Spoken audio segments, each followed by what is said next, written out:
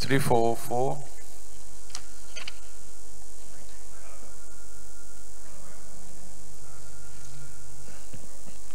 page 3405,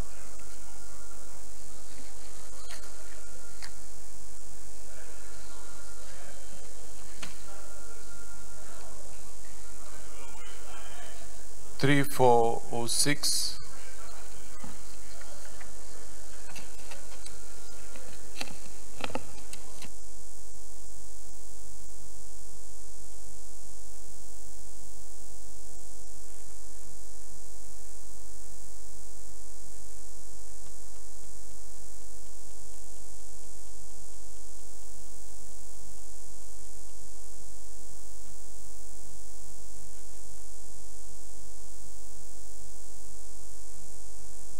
3406,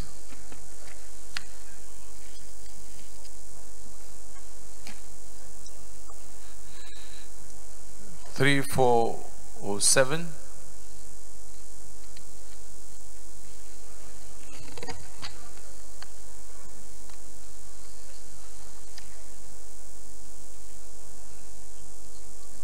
3408,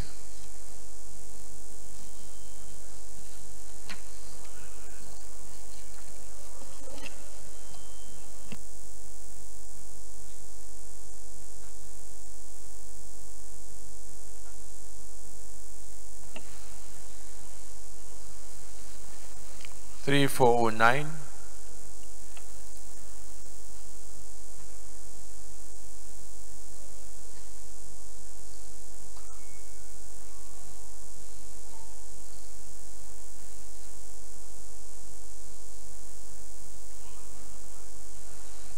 3410,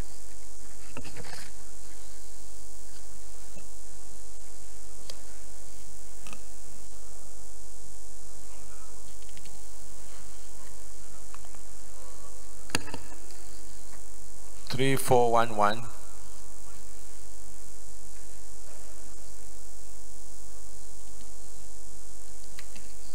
3412,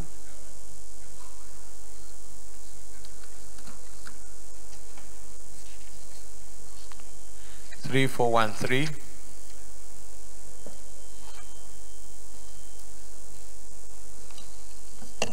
3414,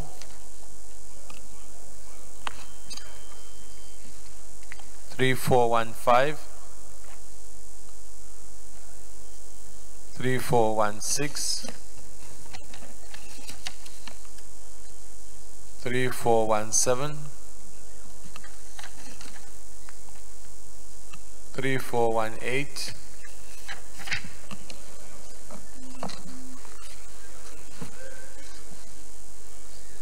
3419, 3420, 3421, 3422, 3423, 3424, 3425, 3426, 3427, 3428,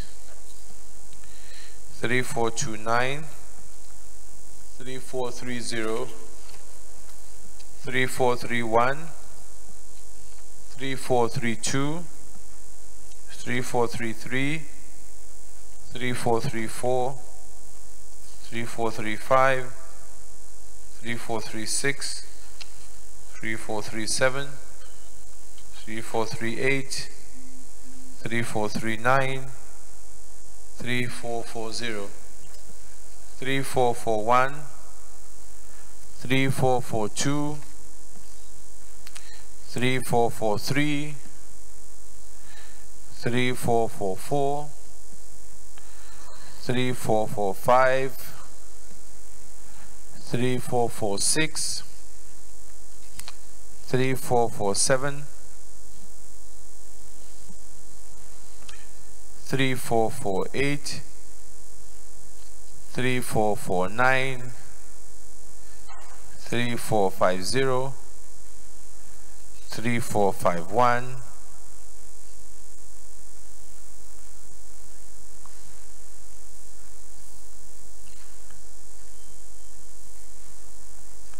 3452, 3453, 3454, 3455, 3456, 3457, 3458, 3459, 3460,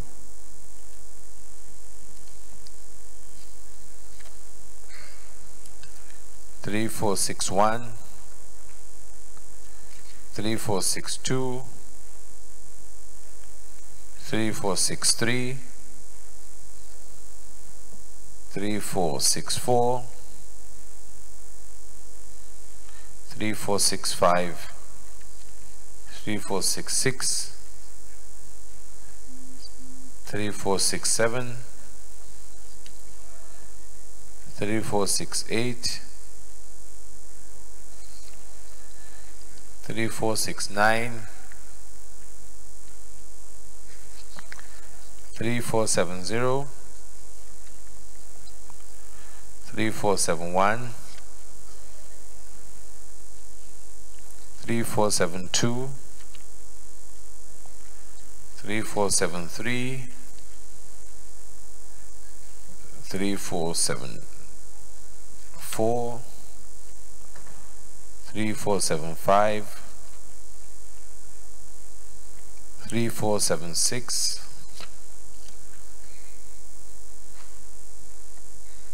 3477, 3478, 3479, 3480, 3481, 3482, 3483, 3484, 3485, 3486, 3487, 3488, 3489, 3490, 3491, 3492, 3493, 3494, 3495, 3496, 3497, 3498, 3499, 3500, 3501, 3502, 3503, 3504, 3505, 3506, 3507, 3508, 3509, 3510, 3511, 3512,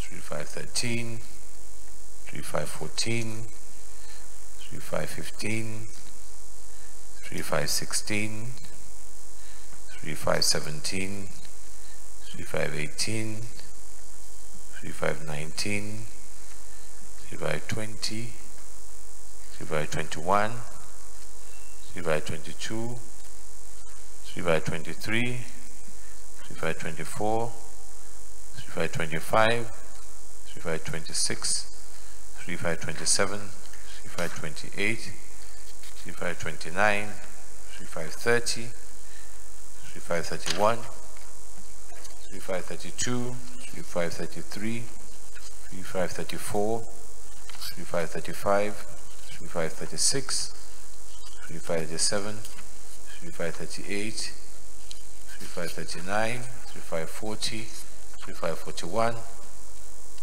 3542, 3543, 3545, 3544, 3545, 3546, 3547, 3548, 3549, 3550, 3551, 3552, 3553, 52, yeah, 3552. Senator Abdullahi. Thank you, Mr. President. It's just a typographical error on paragraph 24. The subparagraph 1, 2, 3, 4. Worried. The third to the last word there. It's there, not this. It's their families, not this family. It's a typo. Is that?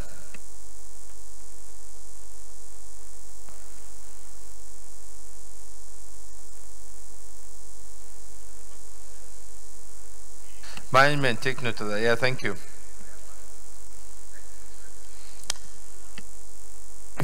Three, 3552, 3553, 3554, and 3555.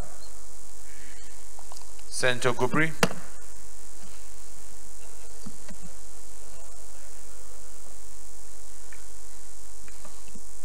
Your Excellency, distinguished colleagues, my name is Ibrahim Gover, representing Sokoto East.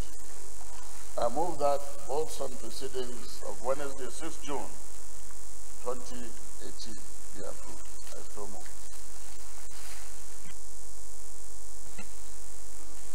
Senator Samuel Anyanwu. Thank you, Mr. President, distinguished colleagues.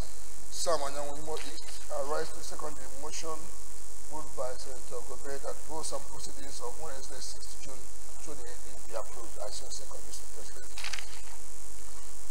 Colleagues, those in favor that the votes and proceedings as amended should be approved, say aye. Those against say nay. The ayes have it. Votes and proceedings of Wednesday, 6 June 2016 is approved as amended.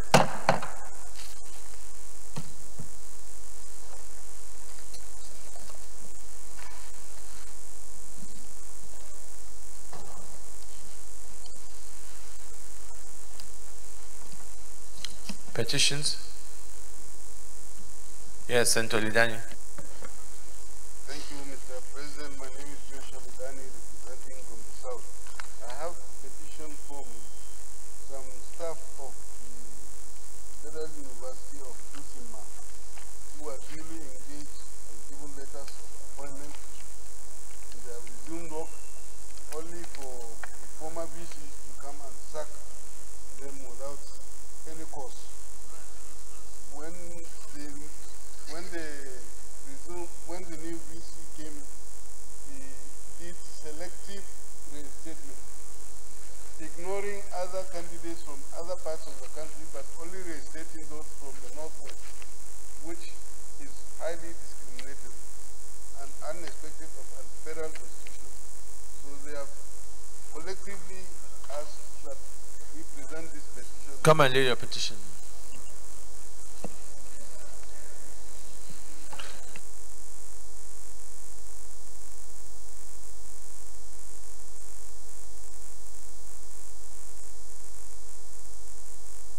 Petition referred to ethics and privileges. Refer back in 2 weeks. Just some announcement. Let me acknowledge the presence of members of Nigeria Economic Students Association, University of Nigeria, Nsukka, Enugu State, staff and students of Chamberlain American International School, Abuja, staff and students of Peculiar Treasures School, Lugbe, Abuja, who are all in our gallery to observe our Senate proceedings. I wish them a fruitful observation of the Senate proceedings. You can now sit down.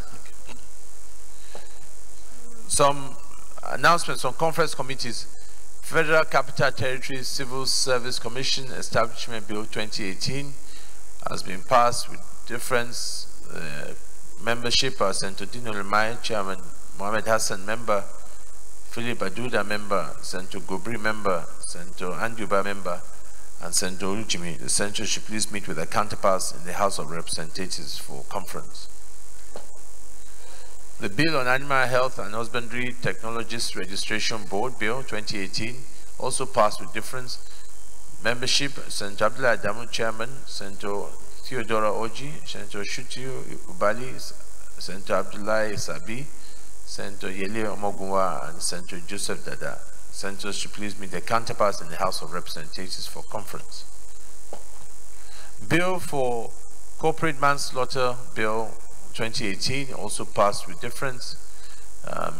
Membership, Senator David Umoru, Chairman, Senator Gozu Akpabio, Member, James Manager, Member, Senator Joshua Lidani, Member, Senator Omowara, Member, and Senator Abdullah Adamu, Member.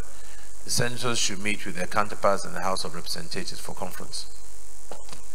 Franchise Bill 2018 passed again with difference. Membership, Senator Monsurat Sumona as Chairman, Shehu Sani, Member, James Manager, Member, Sonu Goji, Member, Benga Shafaz, Member, and Senator Lafiaji, Member. Senators should meet with their counterparts in the House of Representatives for conference. The Bill, Nigeria Academy of Science Establishment, etc., Bill 2018. The Senate has passed the above bill with difference. Membership of the conference, Manuel Porker as Chairman, Nazif Suleiman Nazif as Member, Benga Ashafa as Member, Nelson Effiong Member, Senator George Akumi as Member, Senator Nuruddin Adeleke as Member. The Senators should meet with their counterparts in the House of Representatives for conference. The Distinguished colleagues, just to also inform the Senate that I will be leading a delegation from the Senate to the Federal Council of the Federal Assembly of the Russian Federation on an exchange visit from 19th to the 22nd of June 2018. During the visit, I will address a special plenary session of the Federation Council.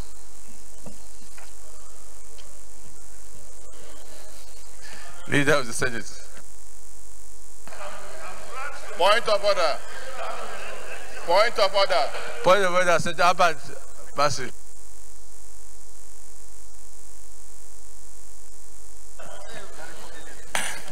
Thank you, Mr. President. My distinguished and respected colleagues, Mr. President, this morning I'll come under Order 43, Mr. President, and Order 53-6. By the leave of the President, may I please read? By the leave of the President, may I please read? Let's go ahead. Of the Senate and the leave of the President of the Senate, a senator may make a personal explanation, although there be no question before the Senate, but no controversial matter may be brought forward, nor may debate arise upon the explanation. The terms of the proposed statement shall be submitted in details to the President of the Senate whenever the leave to make his thoughts. Mr. President, Order 53-6. It shall be out of order to attempt to reconsider any specific question upon which the Senate has come to a conclusion during the current session, except upon a substantive motion for decision. Mr. President and my respected colleagues, this morning, Mr. President, we have just approved the vote and proceedings of Wednesday, June 6th. And on page 3407 of that vote and proceeding, Mr. President, is the consideration of report on the screening of nominees for confirmation as resident electoral commissioners, which is at item 10 of the vote of proceeding. Mr. President, I wish to draw the attention of this Senate to the fact that I had tried to raise a point of order yesterday, and I was ruled out of order by Mr. President, and I wish to draw the attention of the Senate to this order 53-6, Mr. President, and it as regards the screening and the confirmation of Elder Monday Udotom, who is the resident Electoral Commissioner nominee from Akwa Ibom State. Mr. President, I wish to draw the attention of the committee on INEC, headed by my brother, Senator Nazif, to the fact that I had actually received, and the committee had received, a petition against this nominee, which was received on the 5th of February 2018. And the report of the committee that was laid before the Senate and considered therefrom, which led to the screening, of this nominee, Mr. President, did not take cognizance of the fact that there is a petition against the nominee. I have with me the report of that committee on page 5. There is no reference whatsoever, Mr. President, to the fact that a petition that was submitted and copied to all the senators representing Akwa Ibom State was against this committee. So, Mr. President, and also there is also this same petition was also referred to the committee on ethics, privileges, and public petition. I therefore wish to seek the authority of this Senate, of this chamber, of the Senate President, that the confirmation of the nominee from Akwa Ibom be stepped down and referred to the committee for proper work, Mr. President, and maybe thereafter submitted back to the Senate. It is just an appeal, my colleagues. I'm not really against the nominee, but I believe that since there is a petition against the nominee, it should be so reflected in the committee's report so that the Senate might be properly guided, Mr. President. I so submit, Mr. President. Thank you, Mr. President. Senator Sam Imo East. I think, Mr. President, we have just cited the relevant order, and I believe that it's no more that when a decision has been taken, you have to, for you to go into the decision, you have to come with a motion, and the motion is proper. But one thing I want to say, Mr. President, is that the committee on INEC, the Committee on Ethics received a petition, but wanted the INEC to finish their own report before we can be able to just oppose what they have done with our own report. That petition is still with the Committee on Ethics, and we have not sent in our report yet. Thank you, Mr. President. You see, we should just put the question so we can make progress. Those in favor, they say aye. Those against say nay. The ayes have it. So the matter is soon sent back to the Committee on INEC for further legislative work.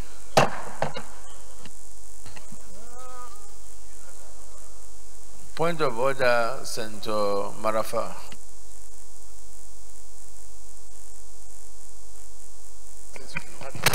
Thank you, Mr. President, my well-respected colleagues, Senator Kabiru Garba Marafa, representing the Zamfara Central.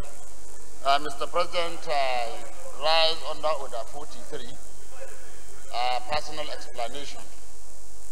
Mr. President, I just want to make a brief comment on the incidents that happened yesterday on the screening of INEC nominees. My attention has been drawn by several concerned colleagues that I have not tendered the apology demanded yesterday, which I believe I did. And reading on some online papers yesterday, I saw it, but a lot of my colleagues and friends said that I only apologize to the larger Senate and not to my younger brother and colleague, Senator Nazif. Mr. President, I want to reiterate what I said yesterday on the floor. Given the honor done to me by this Senate, I cannot do anything less than offering an unreserved apology to you, Mr. President, to my colleagues, and to my younger brother. And I remember somebody saying, what of Nazifi? I said, not only Nazifi, but his entire constituency. And I saw some of the papers got that. I would turn around after I finish to give my friend Yes, a very big one for that matter. And luckily that he is not Binta, so there won't be any problem if I give him a very big hug and a handshake. Distinguished Senator, I'm really sorry if what I said to you is interpreted to mean anything like collecting money or something. I think I sincerely apologize. That is not what I meant, and that is not what I wanted to say. The compromise I referred to was the compromise on the order that I raised, and it stops there. Thank God I'm not a lawyer, so nobody can hold me for contempt. Secondly, Mr. President, let me also say that what we did yesterday, contrary to what so many other people might think, it's not about me or what I did or what I didn't do. Mr. President, it's about you. You allowed it to happen. So whatever success that was recorded on that issue is attributable to you and to my colleagues, because the order even raised now, it says by the indulgence of the Senate and the leave of the Senate President.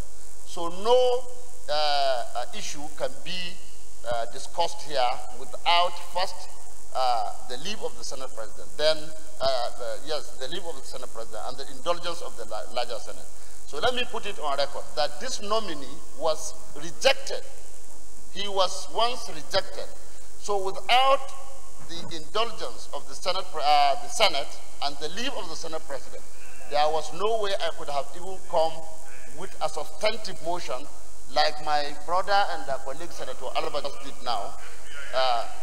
So Mr. President, whatever happened, this nominee should owe it and the people of Zamfara to first you and to the Senate for approving it.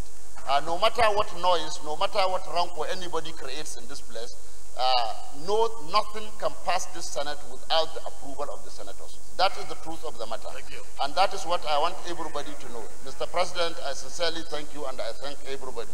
Yes. And with your permission, I want to have a snapshot with my younger brother so that he can put it on his billboard.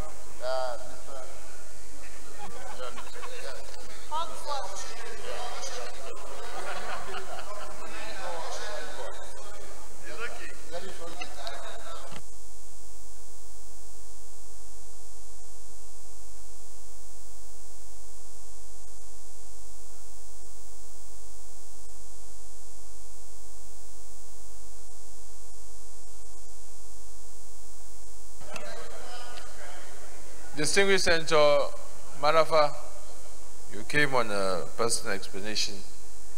I think that you finally did what you should have done yesterday.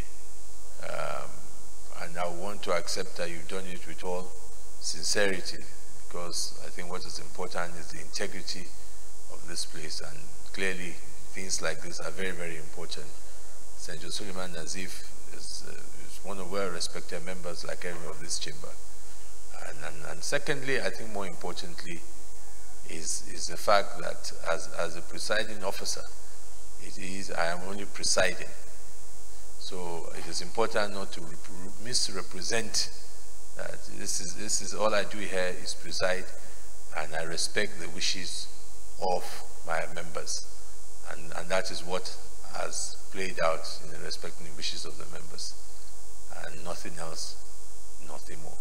So, and I hope that this kind of thing, as I said, will never repeat itself, and we will allow this matter to be closed and we move on.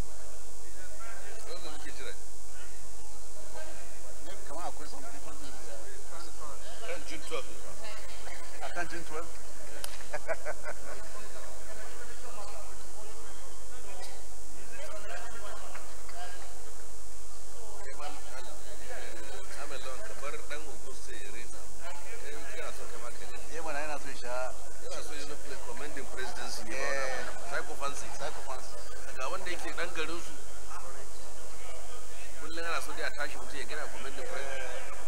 It's a wrong move.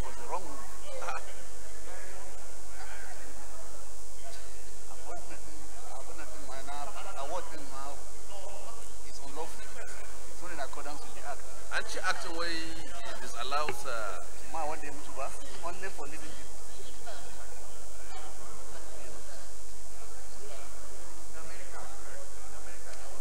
Animal cheap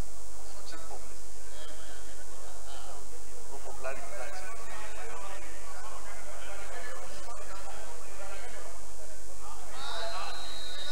gaskiya abin fa an yi violating.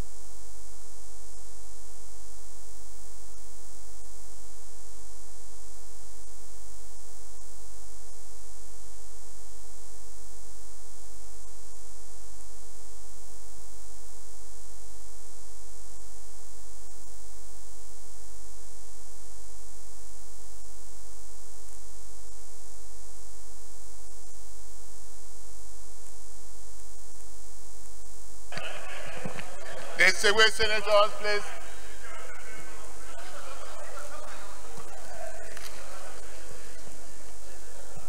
What's going on?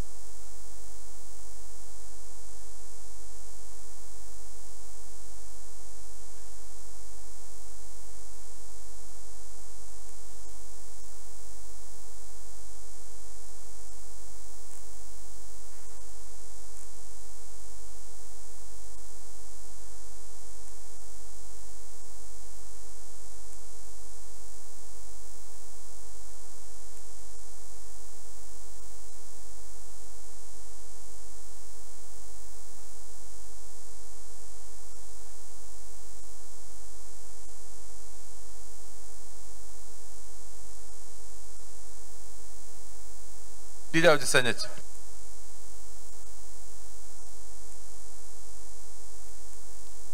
Yes, point of that, Senator Judicial. Thank you, Mr. President, distinguished colleagues. I am Olanrewaju Tejuosho, representing Ogun Central, Ogun State. Mr. President, this morning I approached you to come under Order 43. May I read, Your Excellency? Yes, go ahead.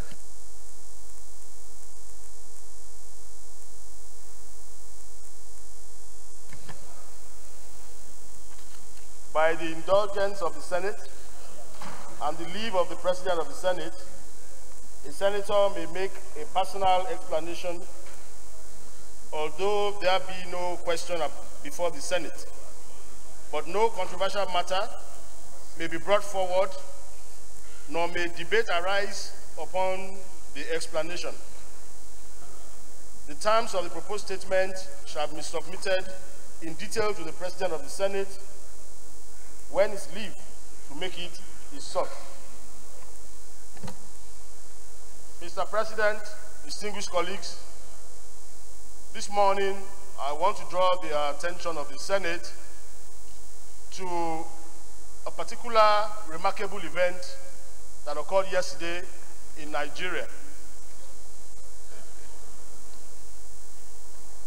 democracy that we are all enjoying today was birthed 25 years ago, 1993, June 12, 1993, when the most credible, the fairest election, according to every Nigerian and even the international community, was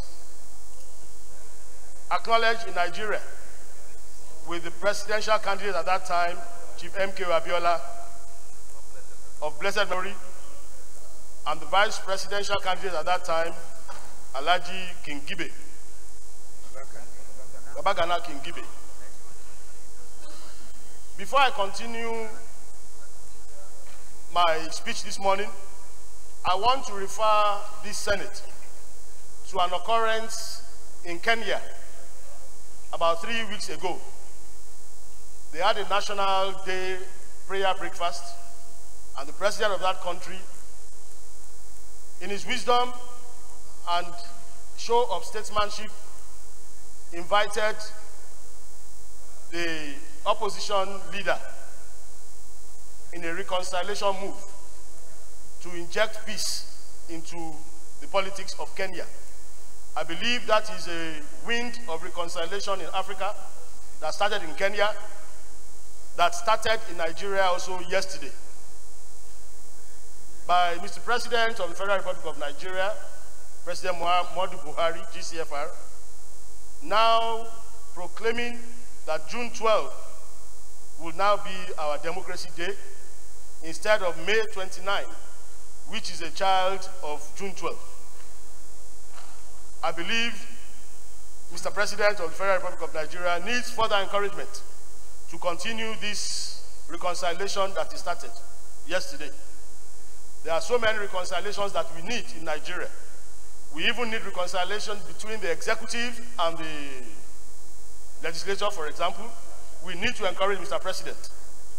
What he has started took us 25 years to achieve. So I believe that this Senate should acknowledge this major feat of Mr. President of the Federal Republic of Nigeria, and to ensure that the peace that we all need in Nigeria pre-election of 2019, we begin to develop it from now. In summary, I congratulate Nigeria for this very important achievement. President MKO Abiola is my constituent. My constituency has given birth to at least 3 heads of states in this country. From President MKO Abiola, Ernest Shonekan, and Chief Olusegun Obasanjo. It's the presidential constituency of Nigeria.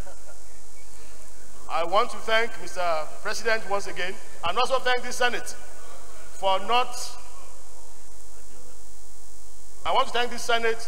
for supporting this particular introduction, and may Nigeria be the major beneficiary of this. And thank you all for listening. Thank you.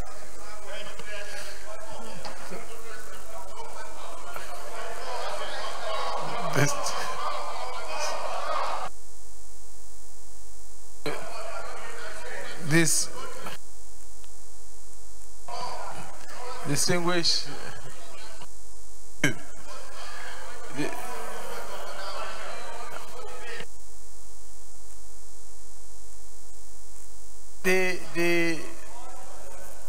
Jimmy, what point of order are you coming on now?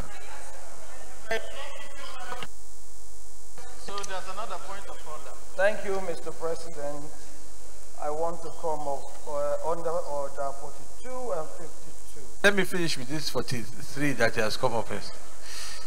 Senator judicial came on order 43 and brought us, enlightened us on the recent development. I think we all agree as a country that recognition has been long overdue in one way or the manner of the contributions of Chief MKO Abiola and events of the June 12 election. And you've done that, and we commend that action of that recognition. And it was a long overdue, and as you rightly said, we hope it will go a long way in reconciliation and broader unity of the country. Yes, and Jimmy. Thank you, Mr. President. I come under Order 42 and 52. Mr. President, the matter for discussion shall, if possible, be referred to the President of the Senate.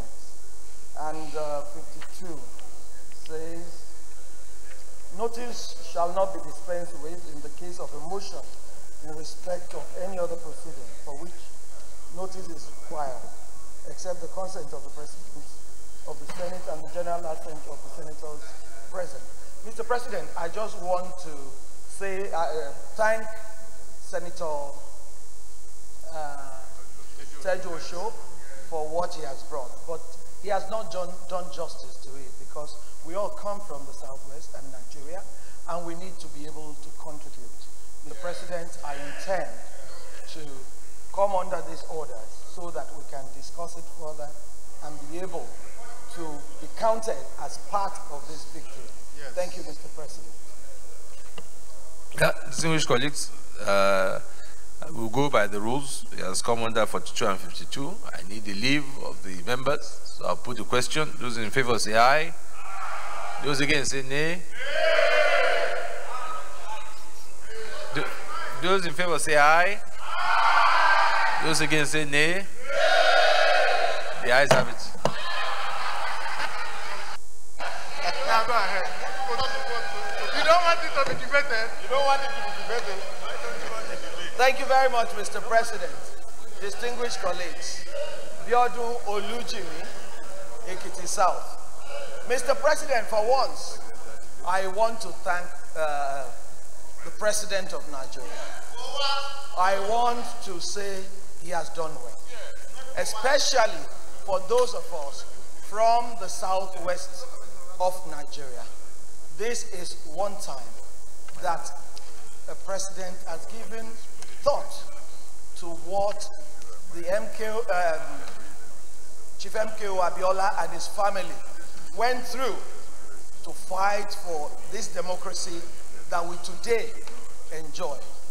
I salute the President's courage, and I thank my colleague for bringing it to the fore. However, Your Excellency, going forward, there are issues to be addressed so that we can feel confident and comfortable that this is not a Greek gift. One of them, Mr. President, is that the results of that election was never announced. This is the time for the results to be properly announced by INEC, because government is a continuum, and declare President MKO Abiola as a president. Mr. President, if and when that is done, there has to be reparation of all his entitlements. He has surviving family. Everything that he is entitled to must be put together and given to his family. And three, what is Babagana Kingibe? What's his title? Ambassador Babagana Kingibe must also be recognized. And because he is still alive, he must be recognized as Vice President of Nigeria. Formally. And everything must be brought into the legislature so that we can right all the wrongs. And, of course, since we're changing from the 29th to the 12th, 12th must be declared a public holiday for the whole of Nigeria, so we start celebrating Democracy Day. Thank you, Mr. President. Leader. Thank you very much, Mr. President. Very distinguished colleagues. Mr. President, let me take this opportunity to congratulate our friend and brother, Senator Tajisho, and my sister and colleague, Senator Biodun Olujimi, for bringing the issue of the award of GCFR to Chief MKO Abiola and the declaration of June 12th as the rightful and most deserving Democracy Day in Nigeria.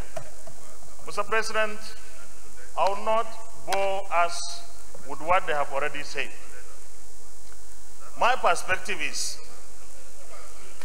the President of the Federal Republic of Nigeria, President Muhammadu Buhari, has shown clearly what a democrat he is.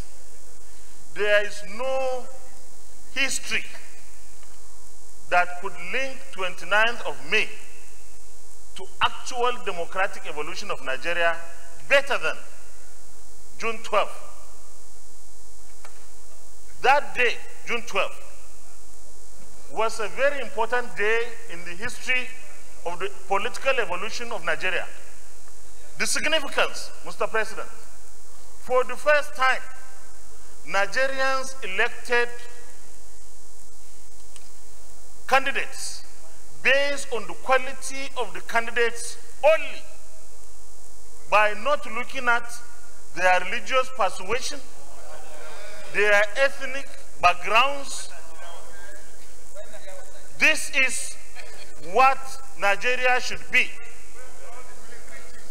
Mr. President, very distinguished colleagues, I believe that what we need to do is to continue to support this administration to entrench democratic ideals that will make Nigeria a better place.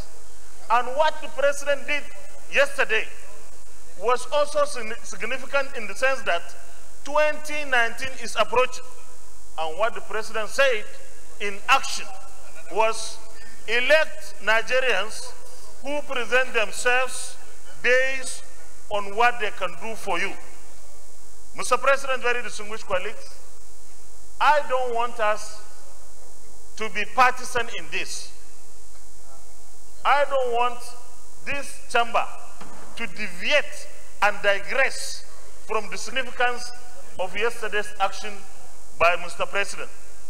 We are supposed to, in fact, be very, very supportive of this declaration, because this is the home of democracy. This is the highest legislative body in Nigeria. What we need to do, sir, what we need to do is to encourage Nigerians to always look at those who put themselves before them for elections based on the capacity, the merits, and what they could bring into the office. Somebody from Kano who contested against Chief MKO Abiola was defeated in Kano. That was the kind of sentiments Nigerians should always have. That is, we should be always looking at what the leaders who put themselves before us. Mr. President, I'm rounding up. We have people who wanted and got to rule Nigeria. And at the end of the day, Mr. President, very distinguished colleagues, what we got was a short change. Today, for the first time, after so many years, Abiola and Babagana Kingibe were recognized as elected, but not inaugurated or sworn in. And therefore, I believe that to that extent is giving a recognition to what Nigerians actually did, even though the inauguration or the swearing in never took place. I don't want us to generate this debate into partisanship, because I know from the submissions of my sister that our brothers and sisters from the other side, will want to make a caricature of this. No, I could see it. I could see it. They will make a caricature. They will make a caricature of what the president did. The president meant well. We are supposed to support this. Mr. President, thank you for the privilege, and please the DSP, when he speaks, I'm sure he will speak like a statesman. Thank you, sir.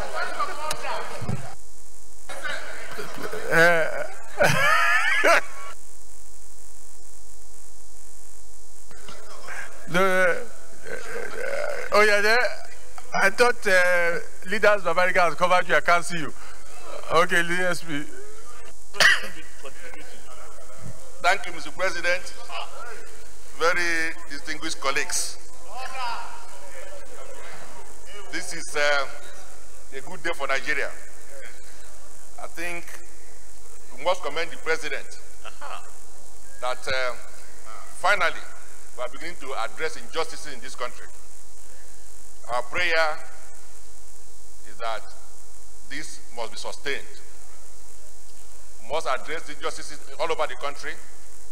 Those who are complaining about environmental degradation, marginalization, killings, or any kind of injustice, this is time for us to address it. Because any country that sustains injustice is heading the major crisis. So we must address all the injustices in this land.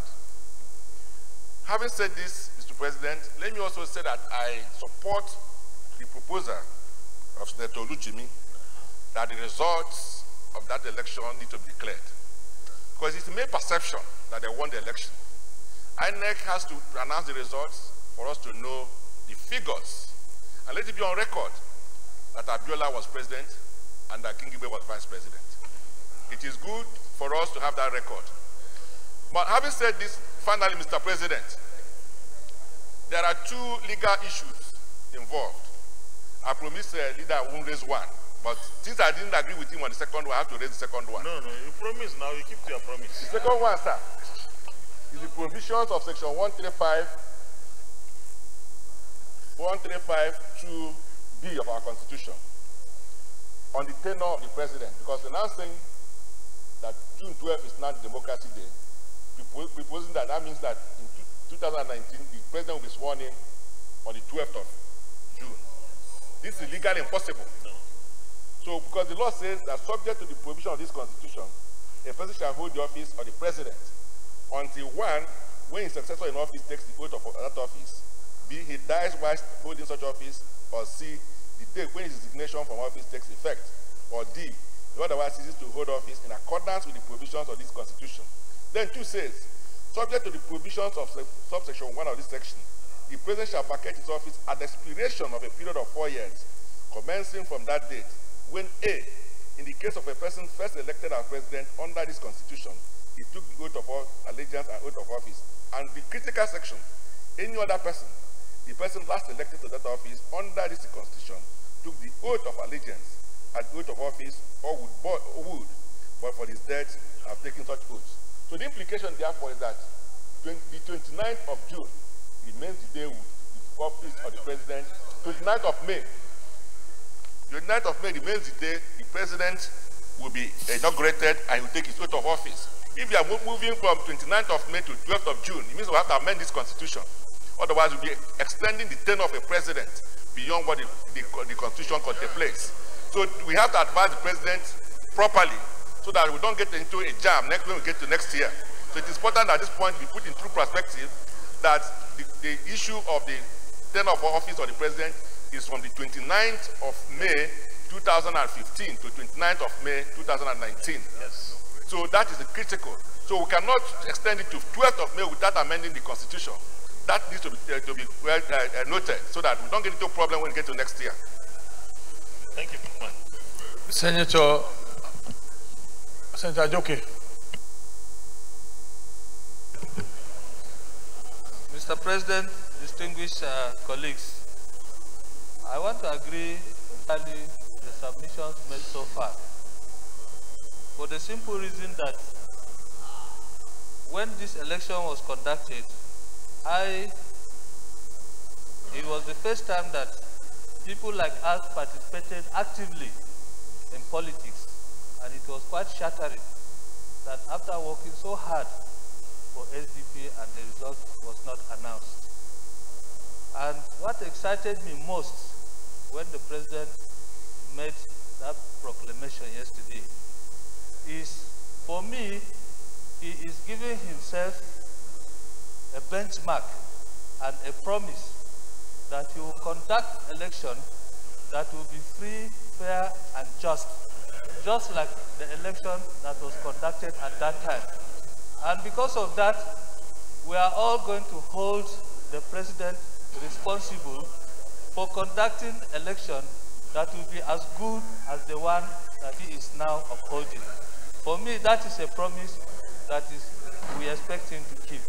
And I congratulate him for his courage to make that promise to Nigerians, that he recognized an election that all Nigerians participated in, and that he will do the same. And we pray that God will give him the enablement to do the same. Thank you. Senator Alashadura. Thank you, Mr. President, distinguished colleagues. I agree with my colleagues that have praised the President of the Federal Republic of Nigeria, President Muhammadu Buhari, for what he did yesterday. My angle to this is the honor that was also bestowed on late Gani Fawemi, who was from my state and also my constituent. Everybody knew how greatly this man fought for democracy in this country. And for Mr. President to recognize him along with the winner of that election and his vice made those of us who come from Ondo State very, very happy. And we are grateful to Mr. President for what he has done. And I also want to say that I support the declaration of the result of that election, and that all the entitlements that will have been due to this man and his vice should be paid to their families. Thank you very much, Mr. President. Distinguished colleagues, can we go straight to the prayers? Okay, after our Barry, then we go to prayers. Thank you, Mr. President, distinguished colleagues. Like all my distinguished colleagues have said, let me say that my name is Senator Baribe, representing Abia South. I fully support this motion ably moved by Senator Biodu Olujimi. And I also support what the Deputy Senate President has said, insisting that there may have to be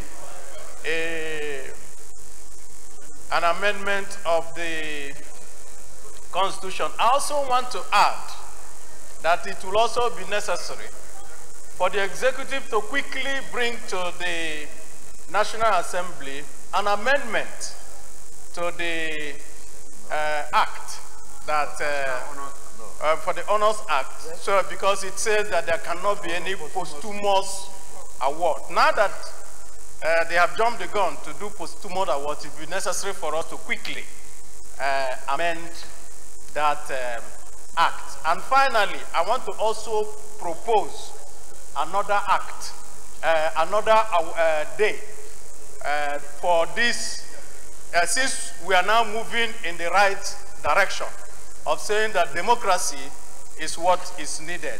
I want to propose that we also designate the 31st of December as a Democracy Destruction Day, because that was the day that this same president did a coup that removed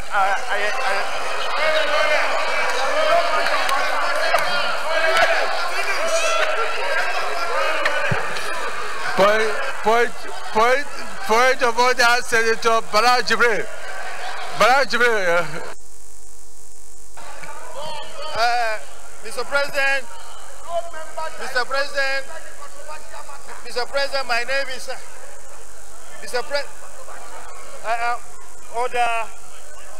Order 53A.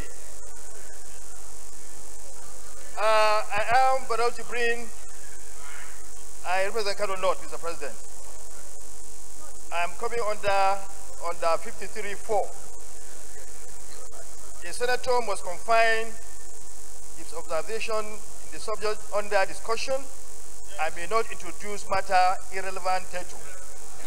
Mr. President, the issue of discussion is about the honor that has been done to Emiko Abiola and on June 12th, in result June 12th. Therefore, introducing any other thing that will create problem on this floor, I think, Mr. President, should not be allowed.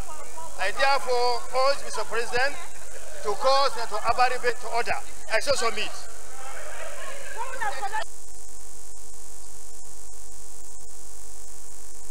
Okay, distinguished colleagues, the point of order is sustained. Distinguished colleagues, can we go to prayers?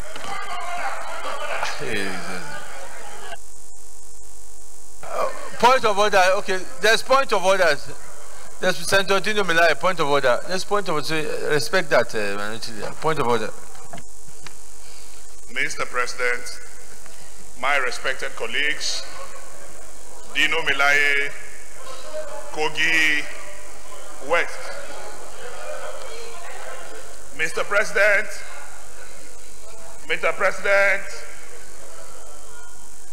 I am quoting from the National Honors Act,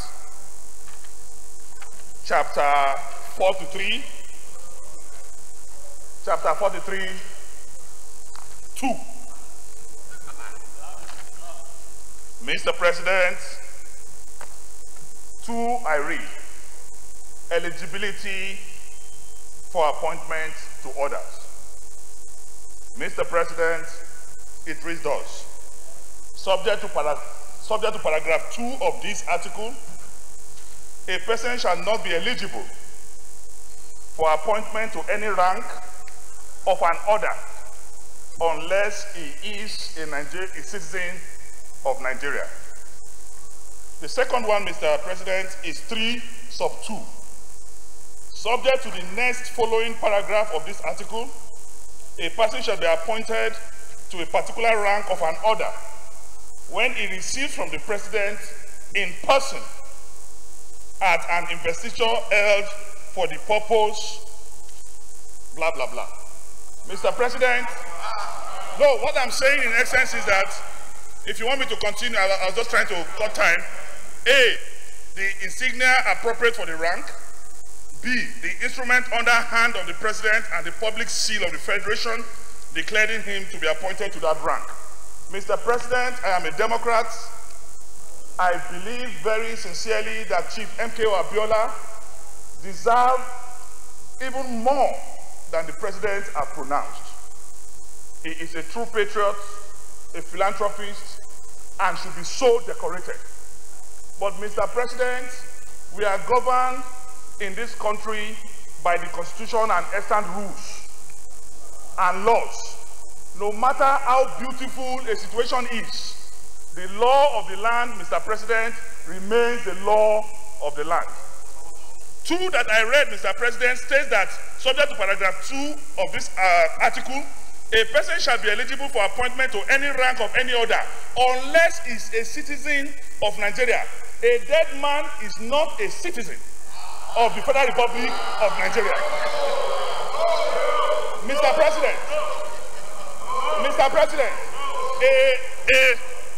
President, when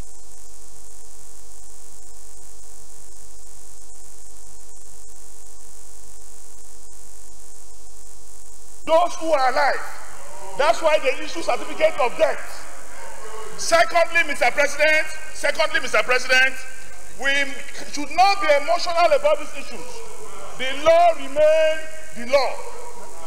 3.2, Mr. President, said that subject to the next notice in the Federation, subject to the next following paragraph of this article, a person shall be appointed to a particular rank of an order when he receives it, when the President receives him in person. Mr. President, they said in person.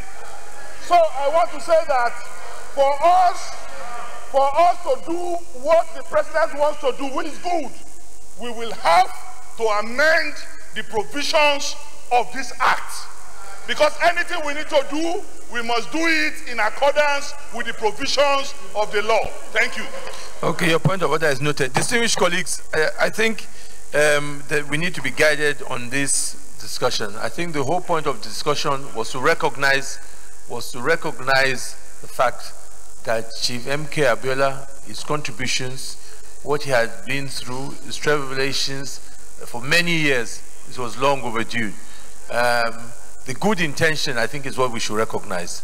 There might be imperfection in how it was implemented, but let us, for today, take the good intention, which is the good intention. Because many of us, I'm sure all of us here, one way or the other, have had the opportunity to have interacted with the man, and we felt that the country has not given the recognition he duly deserved, and his family too have not given the recognition they duly deserve.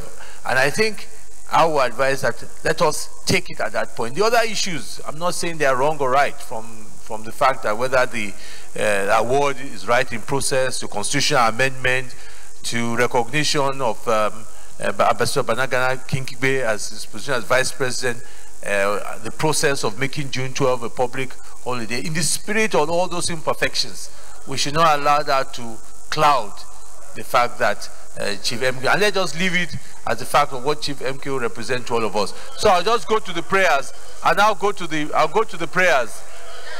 Prayer 1, announce the results of the election. Those in favor say aye.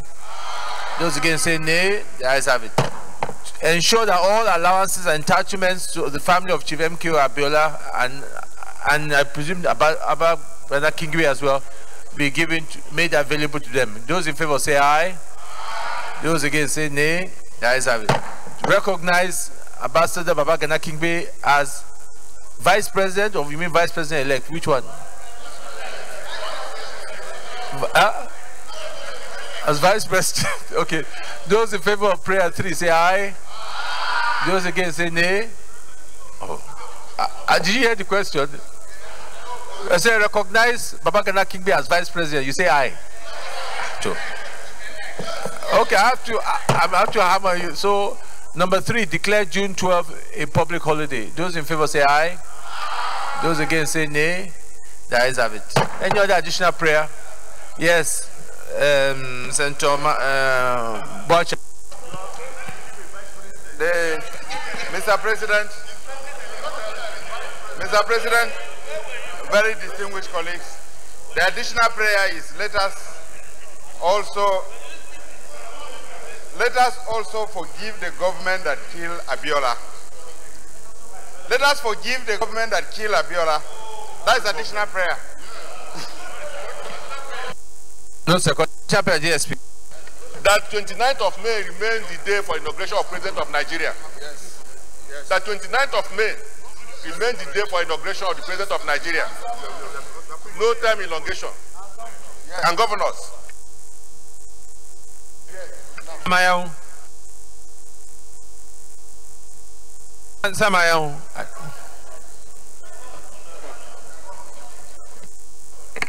Samayaw East. I rise to second the motion moved by the Deputy Senate President that May 29 still remains the day of the President inauguration. I so second. Deputy Chief Whip. Mr. President, distinguished colleagues, in portion to Order 13, I move that the Senate do see beyond the time appointed for the donation of each city. I so move. Distinguished colleagues, those in favor that we sit beyond yeah. Mr. President, distinguished colleagues, I second that we sit beyond 2 o'clock. Those in favor of the motion say aye. Those against say nay. The ayes have it. And the additional prayer, I put the question that 29th of May still remains the day of inauguration of elected officers. Those in favor say aye. Those against say nay. The ayes have it. Thank you so much. Leader of the Senate.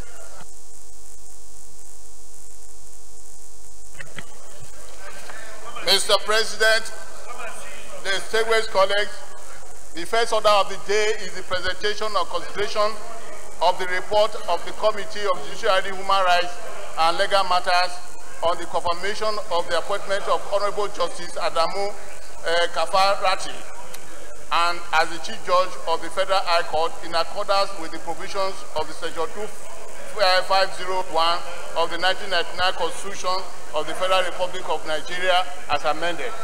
Mr. President, you may wish to invite Senator David Umaru, Chairman of the committee, to move the motion for the presentation and consideration of the report. I so move. Senator David Umaru. Thank you, Mr. President. My name is David Umaru. I represent Niger East Electoral District.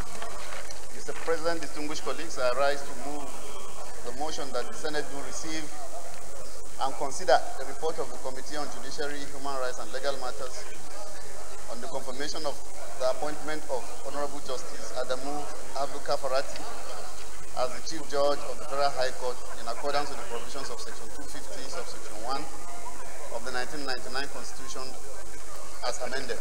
I so move. Thank you, Senator Lidani. Thank you, Mr. President. My name is Joshua Lidani. I represent Gombe South. I rise to second the motion that the report of the Committee on Judiciary, Human Rights and Legal Matters on the confirmation of the appointment of Honorable Justice Adamu Abdul Kafarati as the Chief Judge of the Federal High Court will be laid and considered. I so second. Dear colleagues, those in support of the motion say aye. Those against say nay. The ayes have it. We will proceed to lay the report and then go ahead and present the report.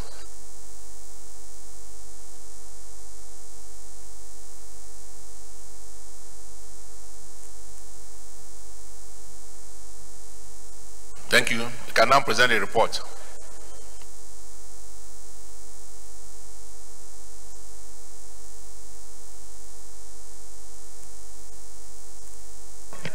Thank you, Mr. President.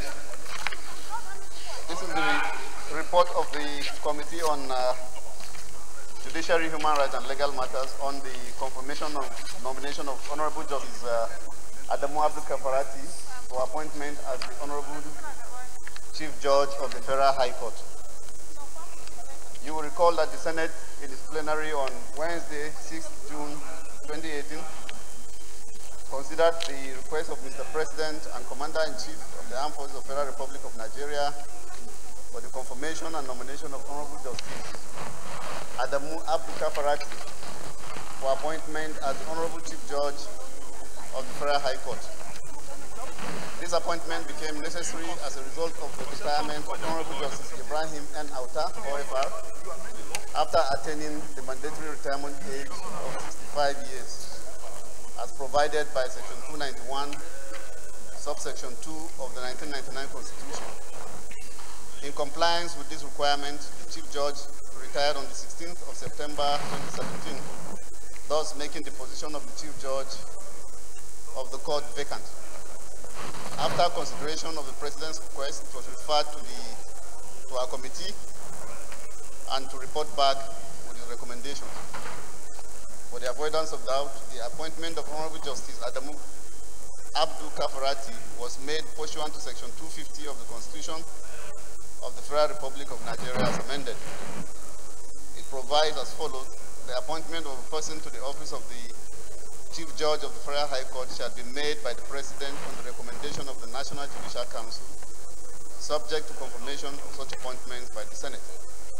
It is on the strength of this provision that the appointment of the nominee was forwarded to the Senate. It should also be stated that Honorable Justice Kafarati is the most senior judge on the bench of the Federal High Court.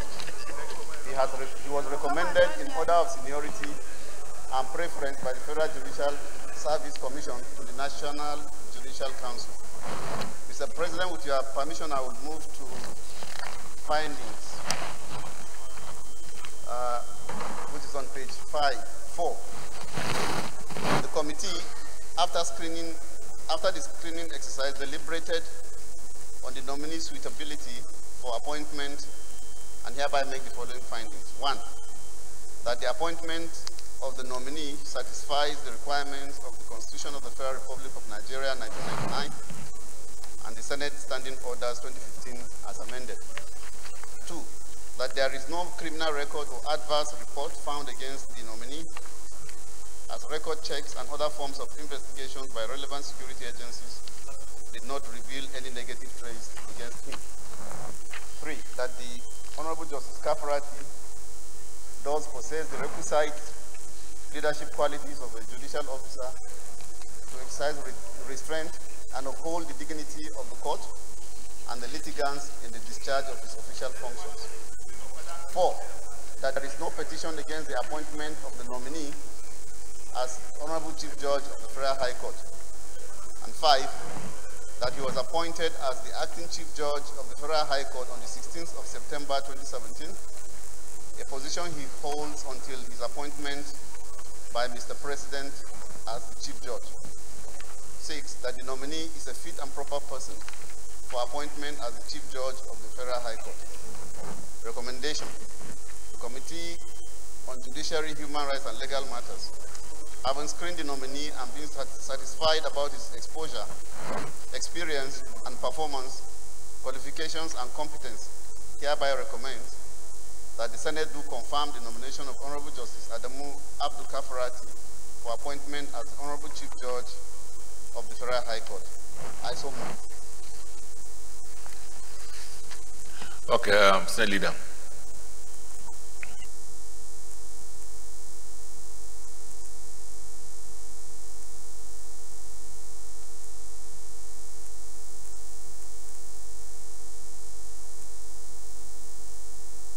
Honorable Leader.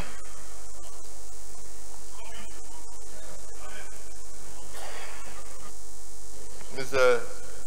President, the Judicial colleagues, I rise to second the motion that we do resolve the Committee of the Whole to consider the report. I so second. Thank you. Judicial colleagues, don't support that the Senate now resolve to Committee of the Whole to consider the report. Say aye. Just against saying the ayes have it.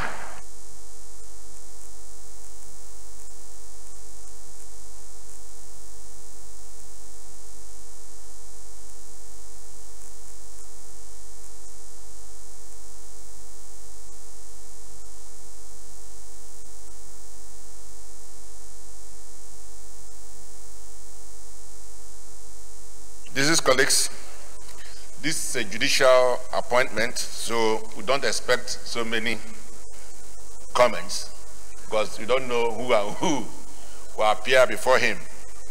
So in the circumstance, we can still just put the question, let's insist on making comments.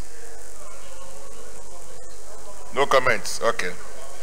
Will the Senate approve the nomination of Honorable Justice Adamu Abdul Kafarati as the Chief Judge of the Federal High Court in accordance with the provision of Section 250, subsection 1 of the 1999 Constitution of the Federal Republic of Nigeria as amended? Those in favor say aye. Aye. Those against say nay. The ayes have it. Senate Leader. Mr. Chairman, distinguished colleagues, I move that the Senate move, the President move to the plenary to report progress.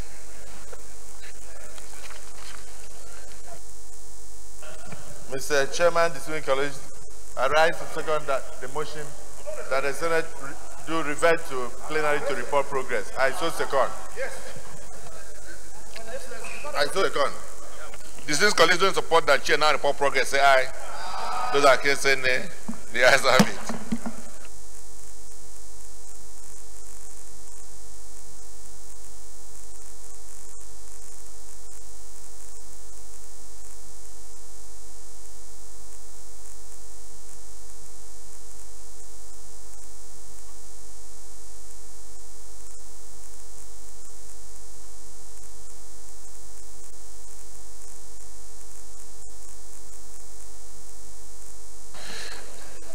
Distinguished colleagues, the Senate in the Committee of the Whole consider the report of the Committee on Judiciary, Human Rights and Legal Matters on the screening of Mr. President's nominee for appointment as the Chief Judge of the Federal High Court and approve the nomination of Honorable Justice Adamu Abdul Kafarati as the Chief Judge of the Federal High Court in accordance with the provisions of Section 251 of the 1999 Constitution of the Federal Republic of Nigeria as amended. Is this a true reflection of what transpired in the Committee of the Whole? All right. I will now put the question, the final question. Will the Senate confirm the nomination of Honorable Justice Adamu Abdul Kafarati as the Chief Judge of the Federal High Court in accordance with the provisions of Section 250, subsection 1 of the 1999 Constitution of the Federal Republic of Nigeria, as amended. Those in favor say aye. Aye. Those in favor say aye. Aye. Those against say nay. The ayes have it. All right, distinguished. The nomination of Honorable Justice Adamu Abdul Kafarati is hereby confirmed as Chief Judge of the Federal High Court of Nigeria. This is correct. I want to thank you for the efforts, especially our committee made in ensuring that we have to consider this report today. The letter just came this week, and today we've had it considered and approved. So I'd like to thank all of you for your commitment to ensure that we have proper leadership at the level of the Federal High Court of Nigeria. And on your behalf, I'd like to congratulate Justice Abdul Kafarati on his appointment, and only advise that in the course of his tenure as Chief Judge, we would like to see him, together with his colleagues, upholding the rule of law, ensuring the independence of the judiciary, and of course, most importantly, making sure that they remain incorruptible, as the absolute necessity for these three things to be done. He must ensure that there's independence of the judiciary, that of course the rule of law is protected, and then the judges and indeed the courts under his jurisdiction should continue to live above board. So once more, let's say congratulations to him, and we expect, like Caesar's wife, there should be above a suspicion and any kind of corruptibility. So we expect much from him, because to him much is given, much is also expected. So congratulations once more to the new Chief Judge of the Federal High Court of Nigeria. Senior Leader. Mr. President, distinguished colleagues, the second order of the day is the presentation and consideration of the report of the Committee on INEC on the Independent National Electoral Commission Act number 6, 2010, Amendment B 2018. Mr. President, you may wish to invite Senator Suleiman Nazif to move the motion for the presentation and consideration of the report. Senator Nazif. Thank you, Mr. President, my highly respected colleagues. My name is Senator Suleiman Nazif, and I represent Bauchi North. I rise to move that the Senate do receive and consider the report of the committee. Sorry, to consider the report, you have received it already. Just to consider. Put on your microphone.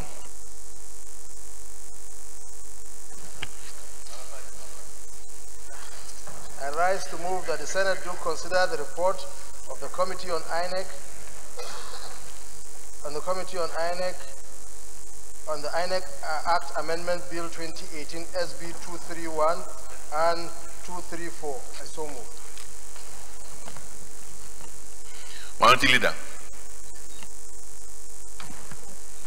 Yes, Mr. President, colleagues, I rise to second the motion ably moved by the chairman of INEC that the Senate do consider the report of the INEC committee, SB 231 and 234. I so second.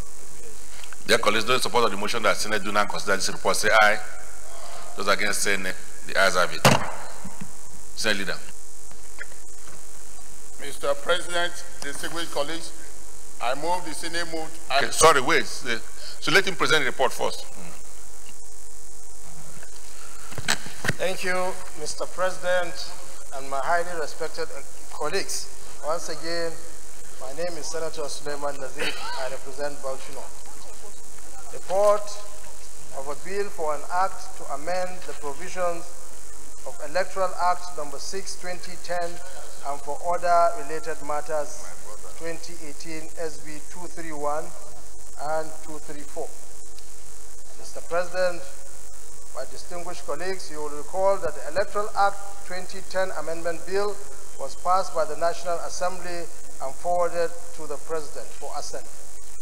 Recall also that pursuant to Section 58(4) of the 1999 Constitution of the Federal Republic of Nigeria as amended, the President declined assent due to the following observations. A. The amendment to the sequence of election in Section 25 of the Principal Act may infringe upon the constitutionally guaranteed discretion of the Independent National Electoral Commission to organize, undertake, supervise all elections in Section 15A of the 3rd Schedule of the Constitution. B. The amendment to Section 138 of the Principal Act to delete two crucial grounds upon which an election may be challenged by candidates unduly limits the rights of the candidates in election to a free and fair electoral review process. And C. The amendment to Section 15235 of the Principal Act may raise constitutional issues over the competence of the National Assembly to legislate over local government elections. Mr. President, my highly respected colleagues, in line with Order 88C of the Senate Standing Rules as amended, the committee therefore recommends as follows. A. That Section 25 and 15235 do stand deleted based on the President's observation. B. That Section 138C and D should be retained as contained in the Principal Act of the Electoral Act 2010 as amended. C. That Section 49 is further amended by inclusion of subsection 3 to wit, where a smart card reader deployed for accreditation of voters failed to function in any unit and a fresh card reader is not deployed, the election in that unit shall be cancelled and another election shall be scheduled within 24 hours. D. That Section 140 is amended to include C to wit, where the election is postponed due to the omission of a political party's name or logo. The Commission's officer responsible for such printing of party's name or logo commits an offense and is liable on conviction to a fine of 2 million naira or imprisonment or both for 2 years. However, there were observations by the Independent National Electoral Commission which are germane in deepening the electoral process in Nigeria that came late to the committee, and therefore advise such observations to be considered in subsequent electoral amendments. INEC is worried that without these amendments, their operation may be impaired. Committee observations/finding. Flowing from our analysis of the provisions of the bill in line with the issues raised therein, the committee hereby observes and finds as follows. 1. That this report successfully captured all the concerns raised on some of the provisions of the bill. 2. That all the innovative provisions of the bill have been adopted by the committee in order to guarantee electioneering process in the country. And 3. That the passage of this bill in its present form will finally bring to an end every controversy which has hitherto hindered the passage of the bill. Recommendation. The Senate Committee on Independent National Electoral Commission, having carefully considered this bill, hereby recommends as follows. That the Senate do consider and pass the Electoral Amendment Bill 2018 as amended. That the Senate grant the leave approval to expeditiously consider the amendments to the Electoral Act as requested by INEC by way of another fresh bill. I so move, Mr. President. And in conclusion, we wish to use this opportunity to thank the President of the Senate and our distinguished colleagues for the opportunity to serve in capacity and humbly request that the Senate do pass this bill. I thank you, Mr. President, and my highly respected colleagues. All right. Say leader. Mr. President, distinguished colleagues, I move the Senate to resolve into the Committee of the Whole to consider the report.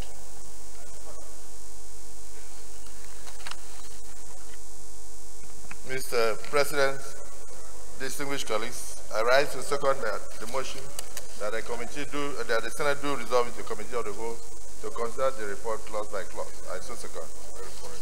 Thank you. This is colleagues in support of the motion that Senate do now consider this report at the Committee of the Whole. Say aye. Those against say nay. The ayes have it.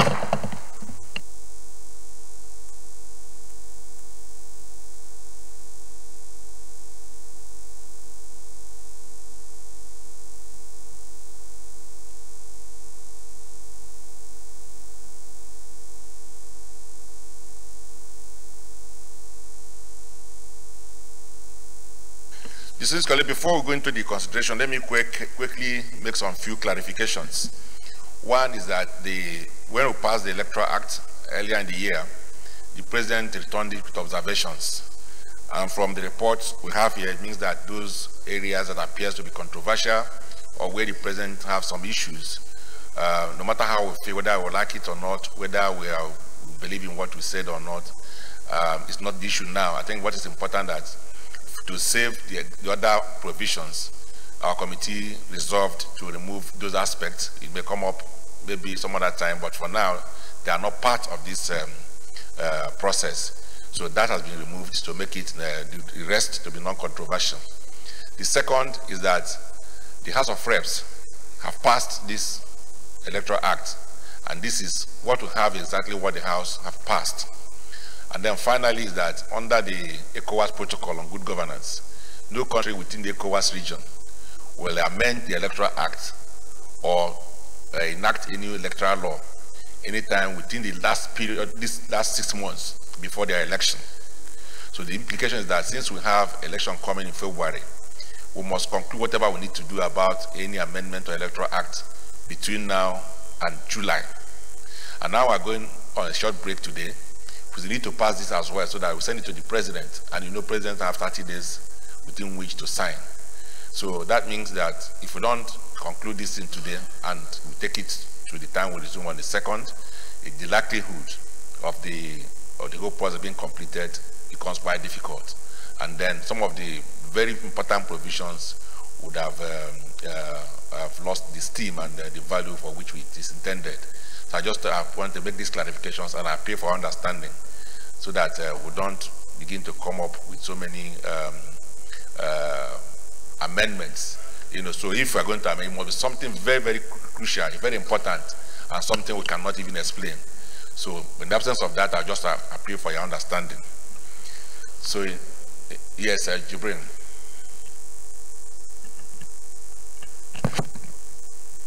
My name is Senator Barrow Jibrin. I just want to add to what you said, that having explained, what should be done, that we should just go ahead and pass the bill as proposed as recommended by the committee. I say so. Binta. Thank you, Mr. Chairman and distinguished colleagues. In as much as we want to expedite action in passing this bill, the observations that I have, which obviously is being captured in page 2-2.0, were observations by the independent National Electoral Commission, which are germane in deepening the electoral process in Nigeria, came late to the committee. I was thinking that most of those observations that have been raised or was raised by the INEC would have been captured in this report, so that we can now be updated with the observations, and as we go in passing this thing, we can have it in our mind that these observations were germane, as is being said in this report. And that's the only observation, so that we will not walk in darkness. Thank you for the observation. The problem was that by the time INEC came up with those observations, the House of Reps had passed the Electoral Act. So if we now incorporate, it means we're going for conferencing. So just to bring it to our notice, the clauses that obviously, because what the chairman said is that it's germane. I was expecting that in his presentation of this report, he will have captured it in there so that we can be abased with this. Not that we will deliberate on it, but it's for our own consumptions. And it should be. What will happen is that the committee will circulate they will still circulate so that we'll have an idea what it is. But what we tend to do, therefore, is that as soon as we come back, if they are germane as he seems to portray it, then we're going to meet with INEC and probably the executive. And if we have reached an understanding, we can quickly come up with a further amendment to the Electoral within that the short period we have in July, and then so that we can pass it and send to executive for assent. So So we'll look at it as soon as we come back. In the absence of any further comment, let's go straight to the, oh yes, Tom Work again. Thank you, Mr. President. I just listened to you. I'm understanding is as you just said. In the absence of those three contentious areas that were raised by Mr. President, every other thing that was contained in the original bill that was sent is supposed to be part of the bill. But I'm taking a look at this now, notwithstanding the deliberations we had at the committee level yesterday. It does appear that section 87 of the bill, which was in the original bill sent to Mr. President, is not here. Dealing with primaries. I don't know if it was removed due to inadvertence or it was intentional. But for sure, we didn't do that at the committee level. Maybe the chairman should address that. Thank you, sir.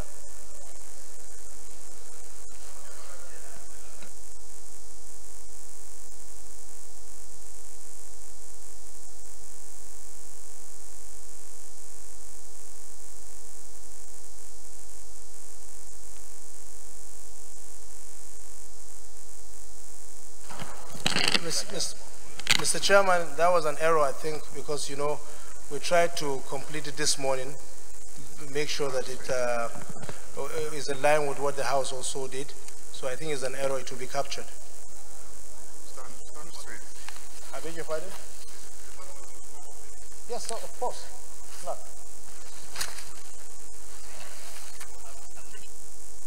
Any other observation? Yes, Senator John Eno.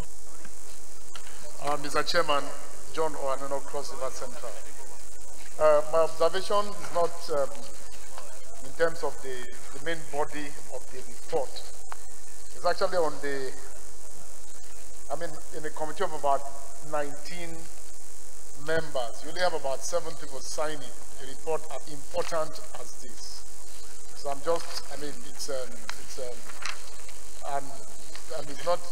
it's not because most of the members have been around today. I'm just a little bit worried.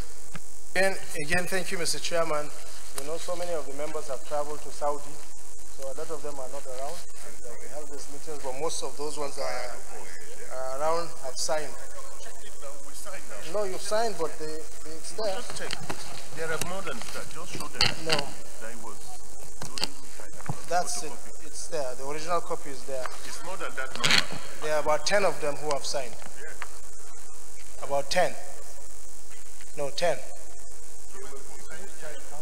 10.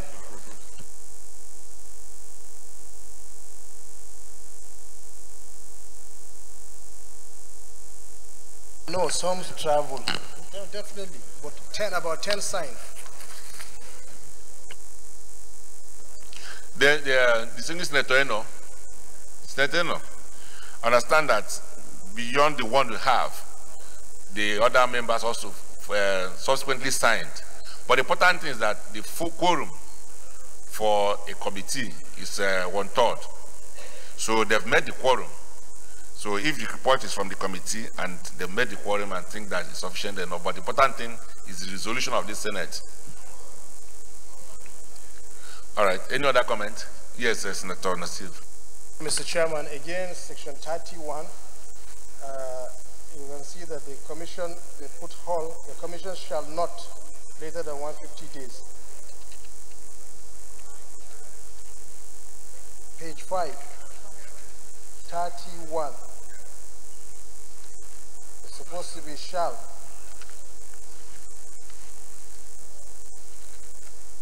Page 5. 31. And again, 31. The principal act should be retained. 31(7). Not any political party that presents to the commission the name of a candidate that does not, it didn't conclude. It's supposed to be captured, the clause 7 should be captured, section 31(7) should be captured as the principal act. Just mark those ones as we proceed. When we get there, you tell us what should be done, and then we'll consider it and move on. Is that okay? Okay, any other comment? Have you seen the section 87?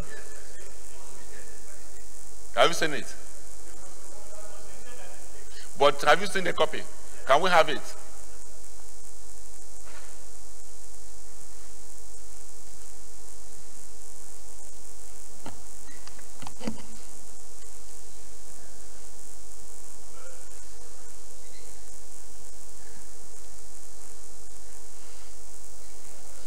Is it too big?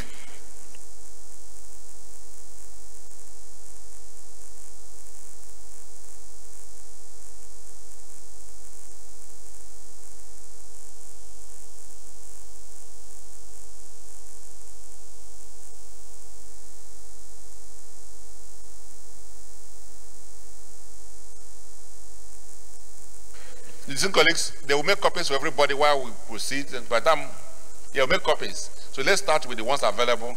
When they make copies, they will circulate it. Is that agreed? Okay. Those in support that clause 1 step out of the bill, say aye.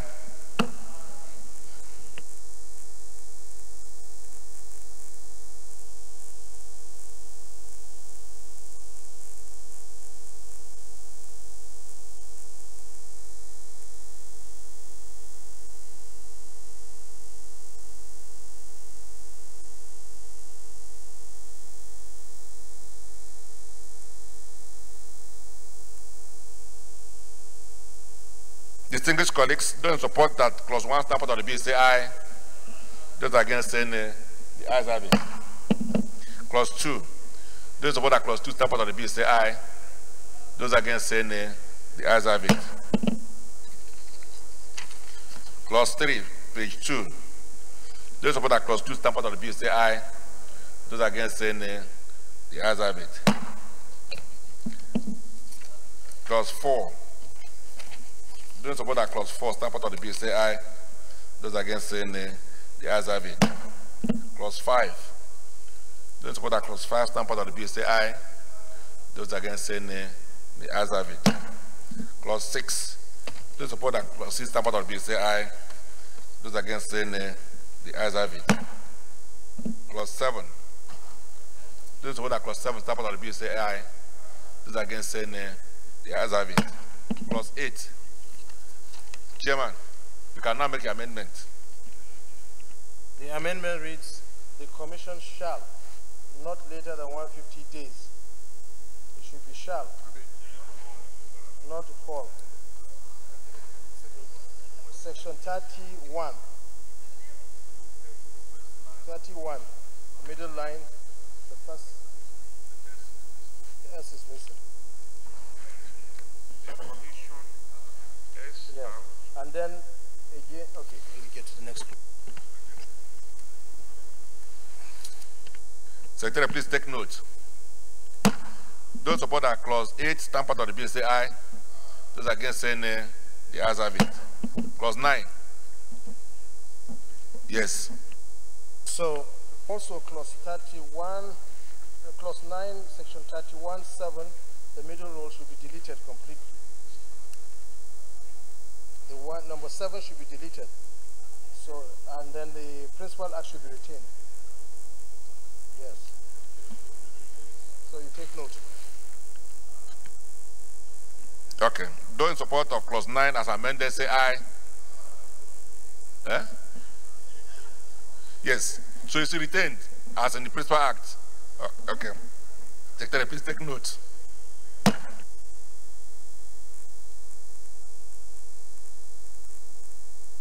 Distinguished colleagues, those in support of clause 9, start out of the bill, say aye. Those against, say nay. The ayes have it. Clause 10. Those in support of clause 10, start out of the bill, say aye. Those against, say nay. The ayes have it. Clause 11. Those in support of clause 11, start out of the bill, say aye. Those against, say nay. The ayes have it.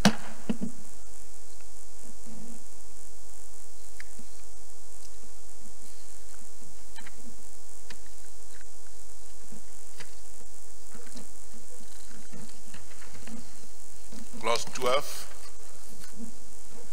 page 7. Those support that clause 12 stand part of the bill say aye. Those against say nay. The ayes have it. Clause 13. 13. Those support that clause 13 stand part of the bill say aye. Those against say nay. The ayes have it. It says retained. That's page 7. Clause 14. Retained as well. Those in support that clause 14 stand part of the bill say aye. Those against say nay. The ayes have it. Clause 15. Those support that clause 15 stand part of the bill say aye. Those against say nay. The ayes have it. Clause 16 at page 10. Those support that clause 16 stand part of the bill say aye. Those against say nay. The ayes have it. Clause 17. Those support that clause 17 stand part of the bill say aye. Those against say nay. The ayes have it. Clause 18. Those support that clause 18 stand part of the bill say aye. Those against say nay. The ayes have it. Clause 19. Those support that clause 19 stand part of the bill say aye. Those against say nay. The ayes have it. We are now at 20 at page 12.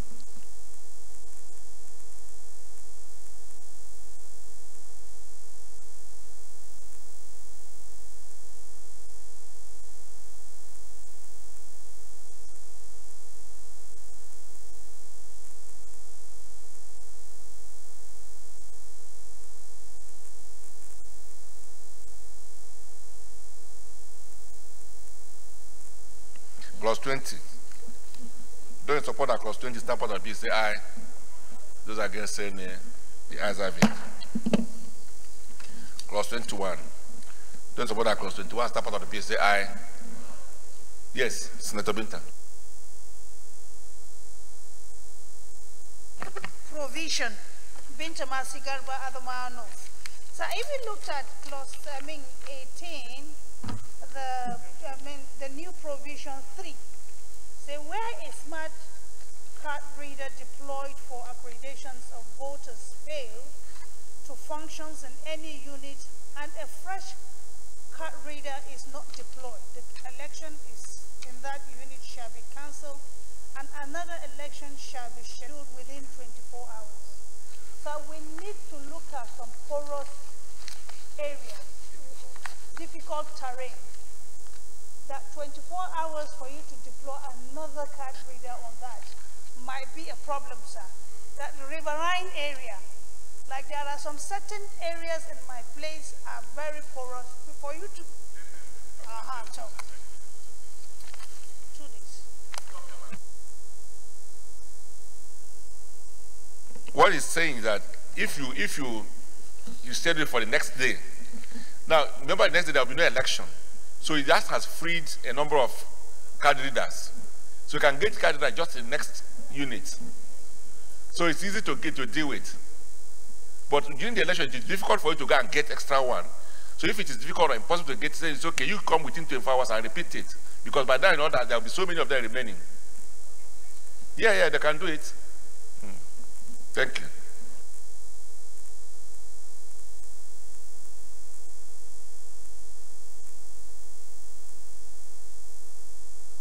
Those in support that clause 21 stand part of the bill say aye. Those against say nay. The ayes have it. Clause 22. Those in support that clause 22 stand part of the bill say aye. Those against say nay. The ayes have it. Clause 23. Those in support that clause 23 stand part of the bill say aye. Those against say nay. The ayes have it. Clause 24. Those in support that clause 24 stand part of the bill say aye. Those against say nay. The ayes have it.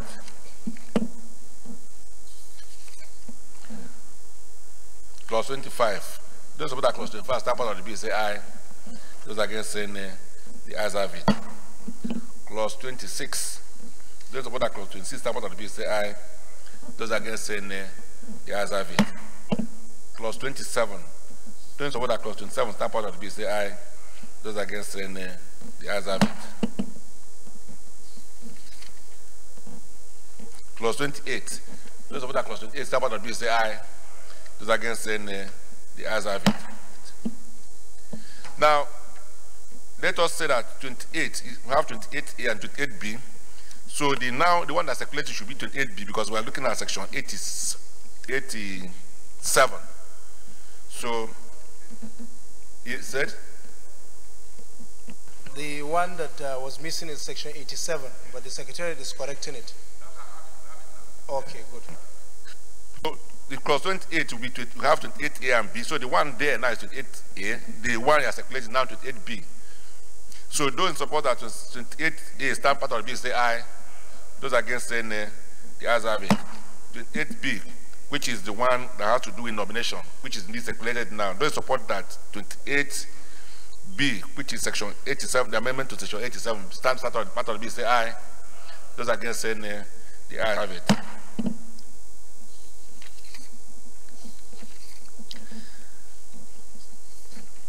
Section 29. Those support that section 29 stand part of the bill say aye. Those against saying nay, the ayes have it. Section 30. Those support that section 30 stand part of the bill say aye. Those against saying nay, the ayes have it. Section 31. Those support that section 31 stand part of the bill say aye. Those against saying nay, the ayes have it. Section 32. That's clause 32 at page 25. Those support that clause 32 stand part of the bill say aye. Those against saying nay, the ayes have it. Clause 33, right? Okay, page 26. Those support that clause 33 stand part of the bill say aye. Those against saying nay, the ayes have it. Clause 34. Those support that clause 34 stand part of the bill say aye. Those against saying nay, the ayes have it. Clause 35. Those support that clause 35 stand part of the bill say aye. Those against saying nay, the ayes have it. Clause 36. Those support that clause 36 stand part of the bill say aye. Those against saying nay, the ayes have it. Clause 37. Those support that clause 37 at page 30 stand part of the bill say aye. Those against saying nay, the ayes have it. Clause 38. Those support that clause 38 stand part of the bill say aye. Those against saying nay, the ayes have it. Clause 39. Those support that clause 39 stand part of the bill say aye. Those against saying nay, the ayes have it. Or which one?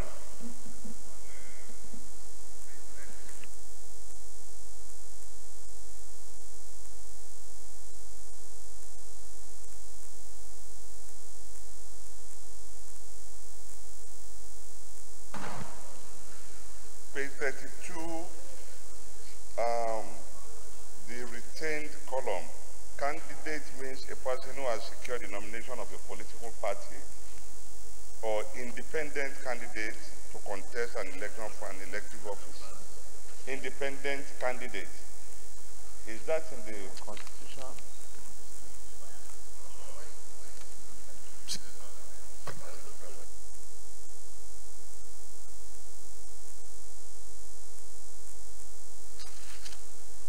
The present Constitution that we are using.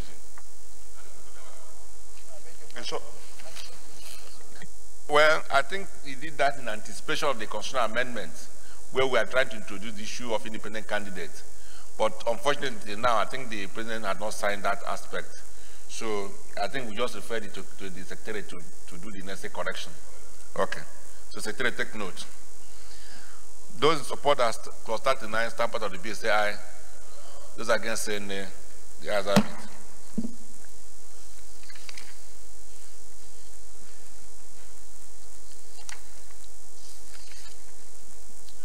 Yes. It's not going to be signed, the independent candidate. Okay, the whole appropriation, let me see. Oh.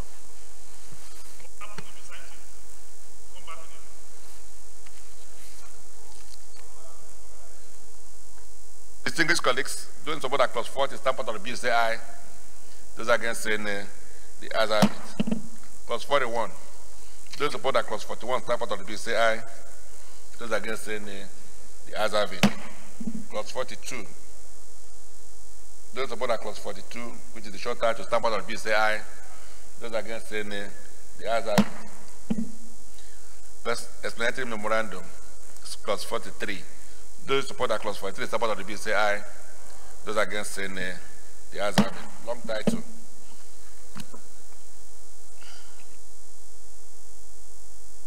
A question. Look at the Nazir. Where is the place for the provision of delegates? Delegates for.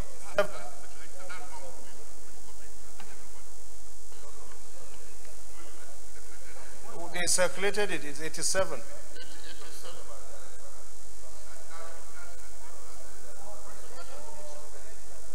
No. No, that's not the what we have here. No. So, look at section 1. It said a political party seeking to nominate candidates for election under this act shall hold direct or indirect primaries. So he went ahead to show which the details of each of them. Let's have a different document than what I have. Yes. Direct or indirect? You have a yes, you have a choice. The indirect one will be delegates. The indirect one is where every registered member becomes a voter. Eh? Let's look at clause 1. Those in support that a long time to step out of the bill say aye. Those against say nay. The ayes have it. Say leader.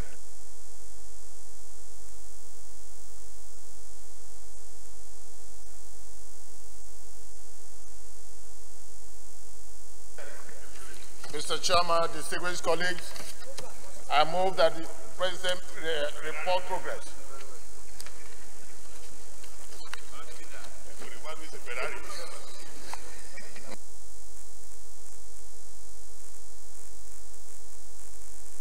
Mr. Chairman, I rise to support the motion that the chair reports progress. That's a second. They say, because those in support that chair now report progress, say aye. Those against say nay. The ayes have it.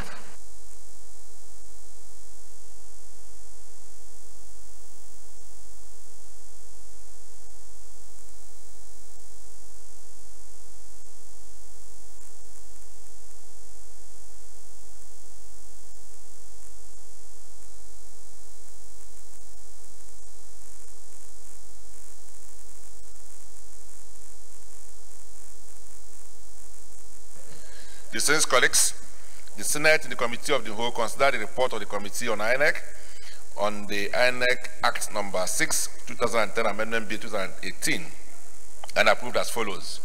Clauses 1 to 41 as recommended, explanatory memorandum as recommended, short title as recommended, long title as recommended. Is this a true reflection of what transpired in the Committee of the Whole? Thank you. Senate Leader.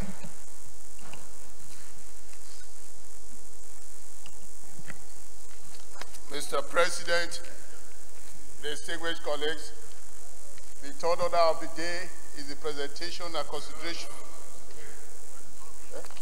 Okay.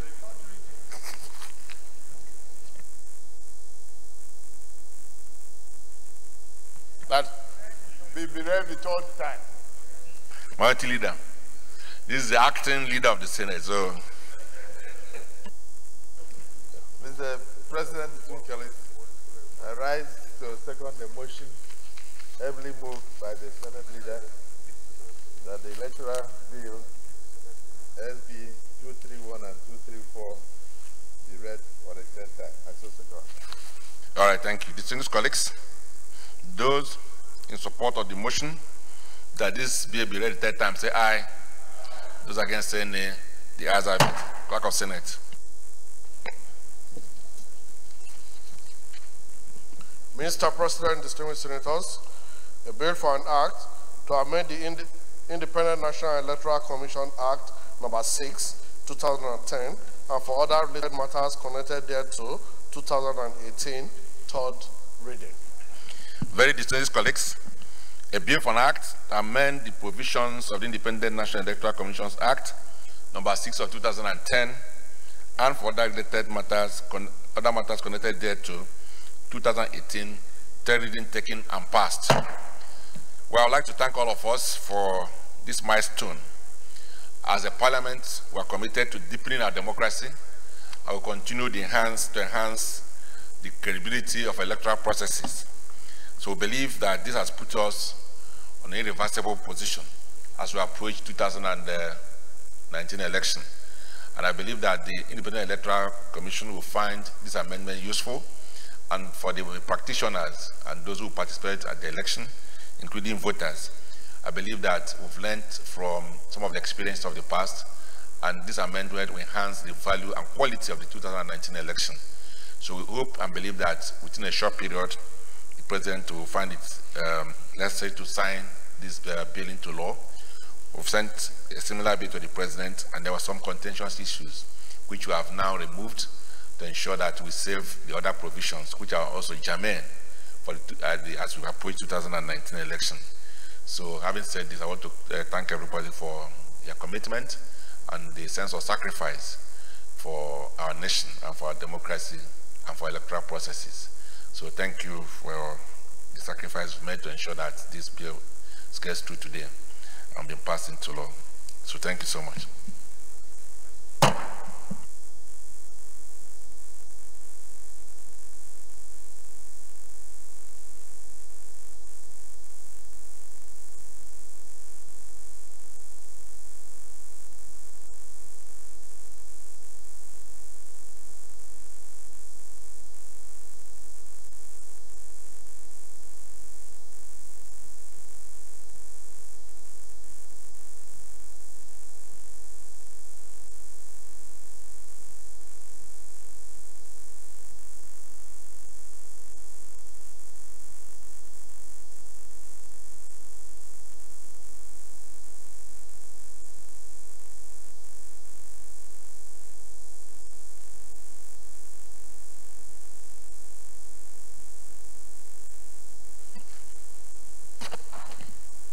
Deputy Chief Whip or leader or chairman ad hoc, which one are you?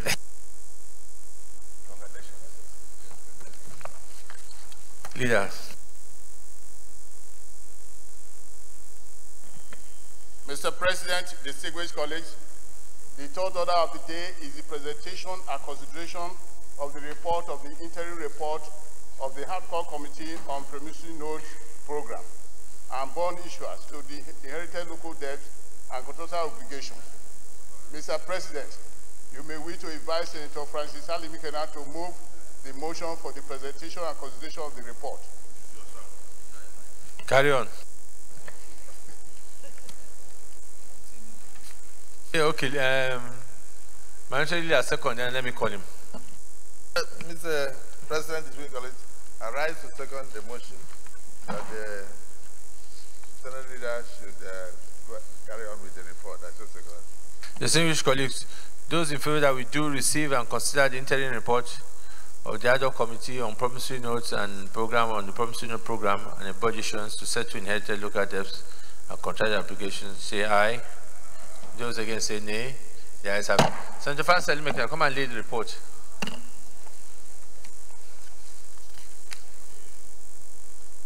You have to lay your report first. You move. No, you did move. Is that what you seconded? Okay, go ahead and move them. Mr. President, distinguished colleagues, I move. Mr. President, distinguished colleagues, my name is Senator Francis Alimikena, representing the good people of Edo North. I rise to move that the Senate do receive the report, the detailed report of the ad hoc committee on the promissory note program and a bond issuance to settle inherited local debt and contractual obligation. I so move. Senator Gilbert Nagy. Thank you, Mr. President. My name is Senator Gilbert Nagy. I represent Enugu East. I rise to second the motion every moved by Senator Francis Alimekena that we consider the report. I so second, Mr. The Senator, those in favor that the Senate do receive and consider the interim report of the ad hoc committee on promissory note program, on the promissory note program and a bond insurance to settle inherited local debts and contractual obligations. Those in favor say aye. Those against say nay. That is aye. Senator Francis Alimekena, come and lead the report.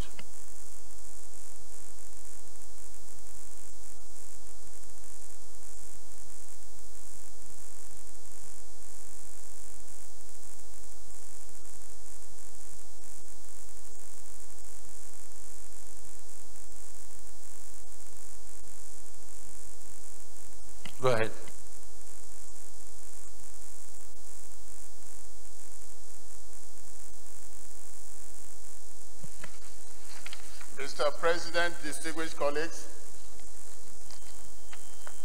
the Senate at its sitting on Wednesday night, May 2018, considered the report of Mr. President, Commander-in-Chief of the Armed Forces of the Federal Republic of Nigeria on the establishment of a promissory note program and a bond issuance to settle inherited local debts and contractual obligations, constituted an ad hoc committee for further legislative action.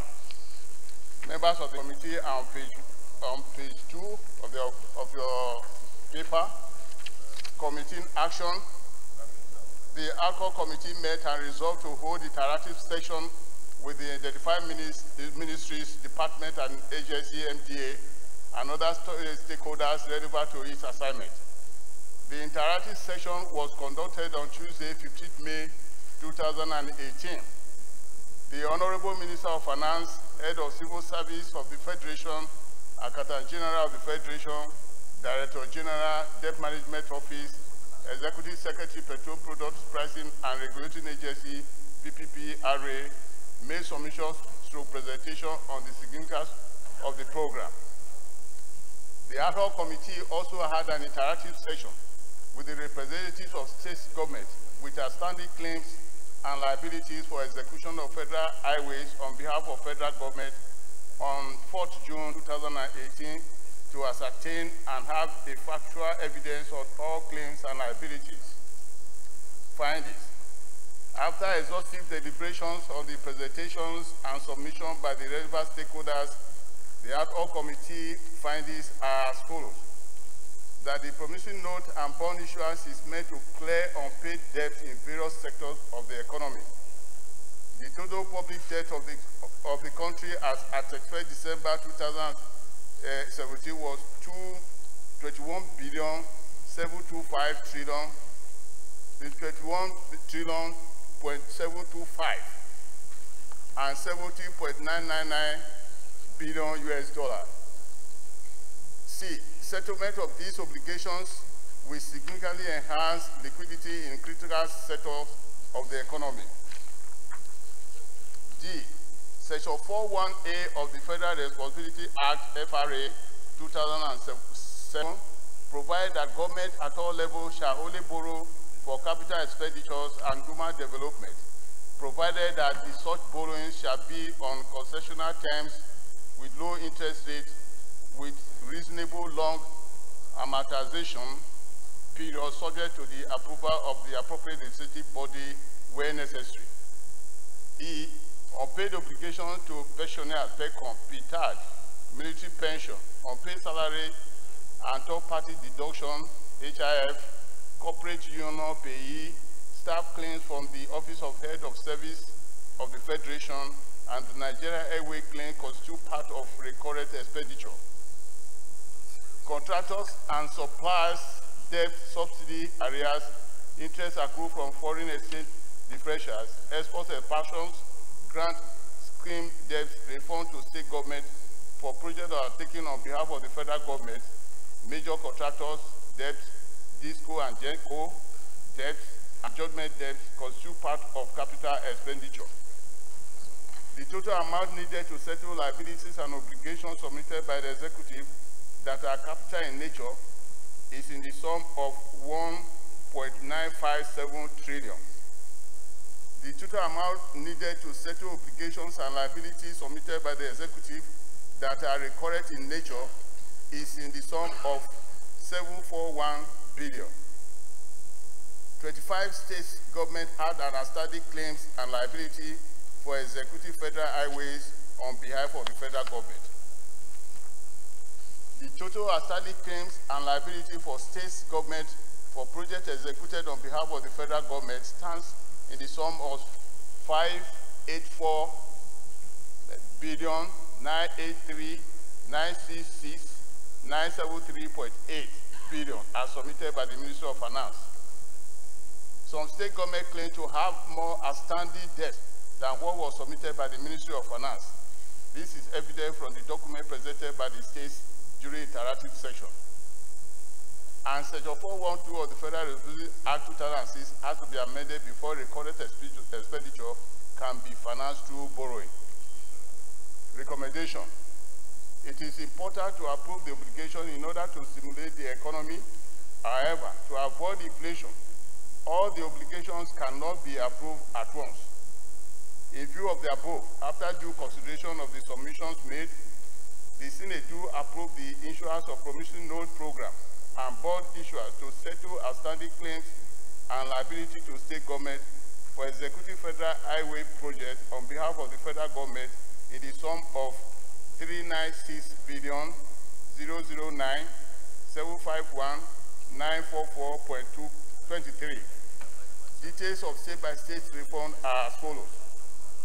Adamawa, 4,246,066,934.37.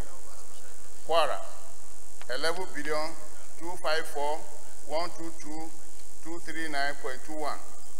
Plateau, 12,151,757,849.35. Jigawa, 10,719,886,226.6. Gombe, 6,928,232,240.35. Ondo, 4,332,176,434.50. Ekiti, 11,684,1. Okay. Okay, as contained in there's no need to read all because the papers are with you. The conclusion. The ad hoc committee sincerely expresses appreciation to the Senate leadership and the entire Senate for the opportunity to serve in this capacity. It is still hope that the Senate of the Federal Republic of Nigeria will approve the ad hoc committee's recommendation. I so move. Let's comment here. Senator Gobri. Thank you very much, Your Excellency. First, I would like to second this interim report, and then at the same time, note some areas where we could make some correction. Page 5J, where you have the government stands in the sum of 584 billion. Then they put another billion in what? So cancel that word billion, because that means it will be too much. Then I believe that they have done a very good job here. The only thing that I want to find out is whether you have removed the element of consumption from all these areas. Because as you rightly said, money is borrowed to finance capital projects, not to consume. So I think any area where consumption is going to be done on this money, I think that should be cancelled. Thank you. If not, Senator Ashafa. Yeah, thank you, Mr. President. Mr. President, distinguished colleagues, I want to join my colleague, Senator Gobert, in further supporting this motion and to observe that this is indeed a laudable move by the Senate in approving the promissory note program and the bond issuance to settle inherited local debts and contractual obligations.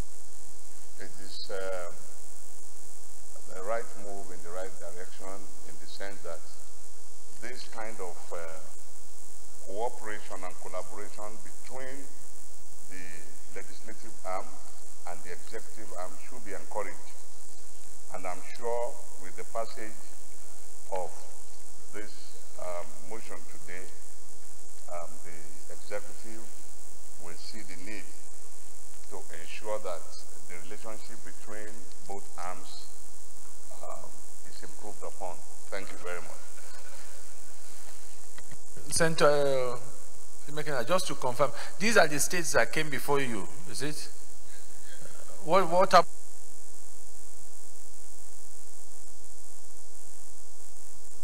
These are the states that appear before our committee. Others say that appeared before the committee that their papers were not completed, were not even added to this. Any other questions so we can move? Yes, Senator Gemade. Thank you, Mr. President. Barnabas Gemade, Benue Northeast.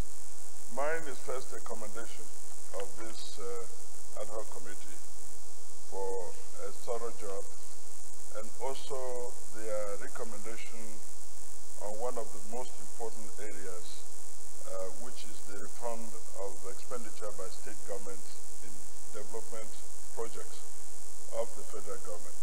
It's an area that we go a very long way in dealing with the present situation of the state.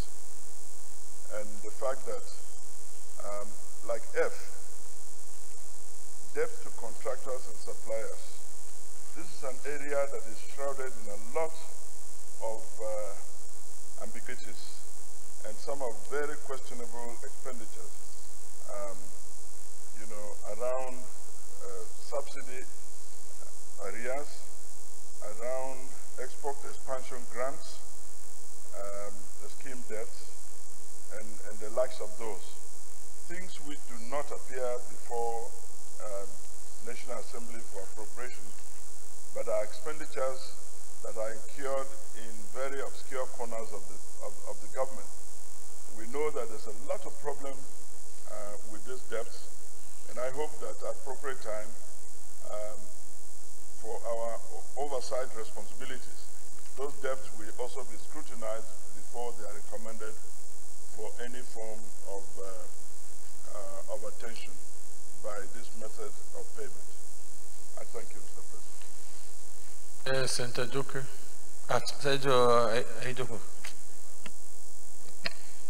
Thank you, Mr. President, my highly respected colleagues. My name is Senator Atai Aidoko Ali. I represent Kogi East. Mr. Chairman, I also join earlier speakers in commending the committee for a job well done. However, I have a question for the chairman of this committee. This approval that we are seeking to do today, Mr. President, in my understanding, is to give the states the power to go and raise funds or borrow money to pay debt. Therefore, it is not a sort of express recovery from government. My understanding, I stand to be corrected. Now, if that is so, during the interaction with these states in getting the approval to borrow this money, did the committee ask them to produce what they are going to use the money for? Because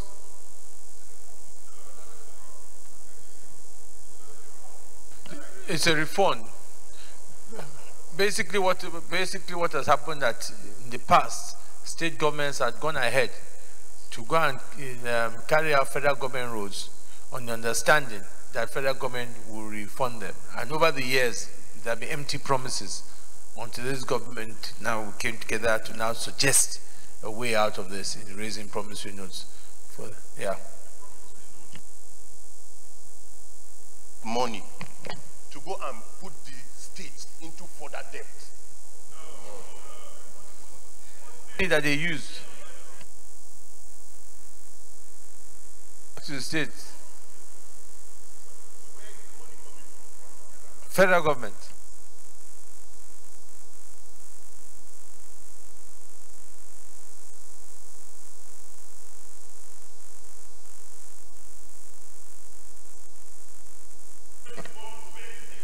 Okay, federal government is sinking into debt again.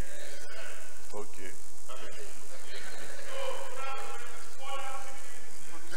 Okay. Yes, Jibril. Thank you, Mr. President. I just want to say or to commend the members of this committee for a job well done. Normally, it's just good once a committee did a good job. Such committee should be commended. They were thorough, and well, I'm not surprised looking at the caliber of the members of the committee.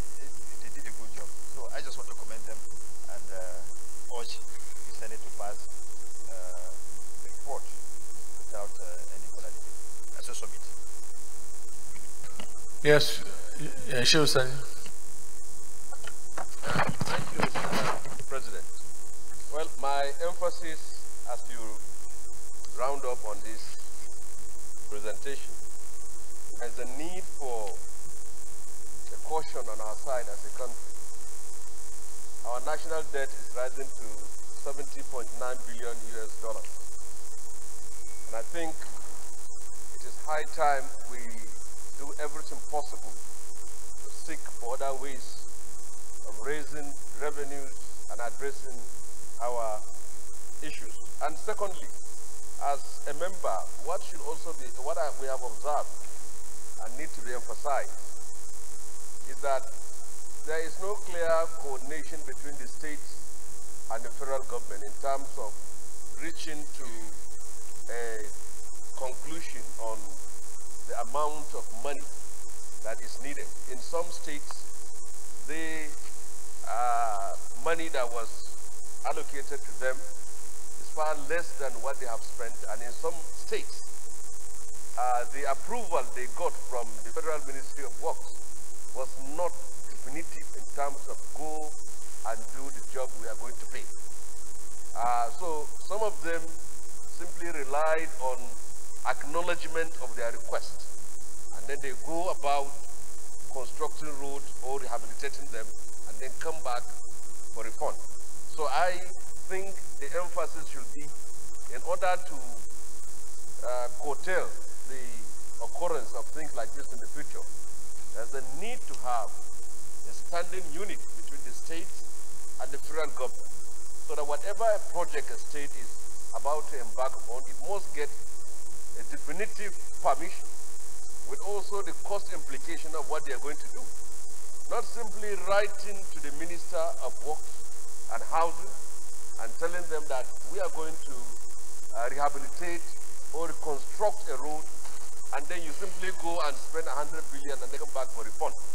So I think in the light of what has been raised in this report is that we should do everything possible to maintain the current debt status of Nigeria. And I know debt with low interest rate is very sweet, whether they come from China or anywhere. But as a country today, we have risen up to $70.9 billion US. And if we continue on this pace, we may reach a certain point that we will not be able to borrow. So I stand on that. And then last point is the states. Some of the projects that they do, there is a need for the federal government to ensure there is a quality check in terms of the kind of projects they do. And on the last note, the cost of such projects are also very important. The FEMA and other relevant federal agencies responsible for road construction should be well involved, and also Federal Ministry of Finance. Thank you very much. Minority Leader. Mr. President, my distinguished colleagues, I would like to commend the committee, as others have done, the ad hoc committee, for a wonderful job. And then, and also to note the fact that there was very serious representation from the federal government during their deliberations. Like the Minister of Finance was the head of service, Accountant General of the Federation, Director General of Debt Management Office, Executive Secretary, Petroleum Product Pricing and Regulatory Agency, amongst other people who were there.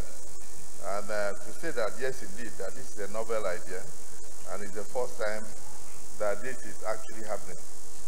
In the past, we had actually done a lot of work on federal roads and federal infrastructure, but nothing much was done to address the issue of reform.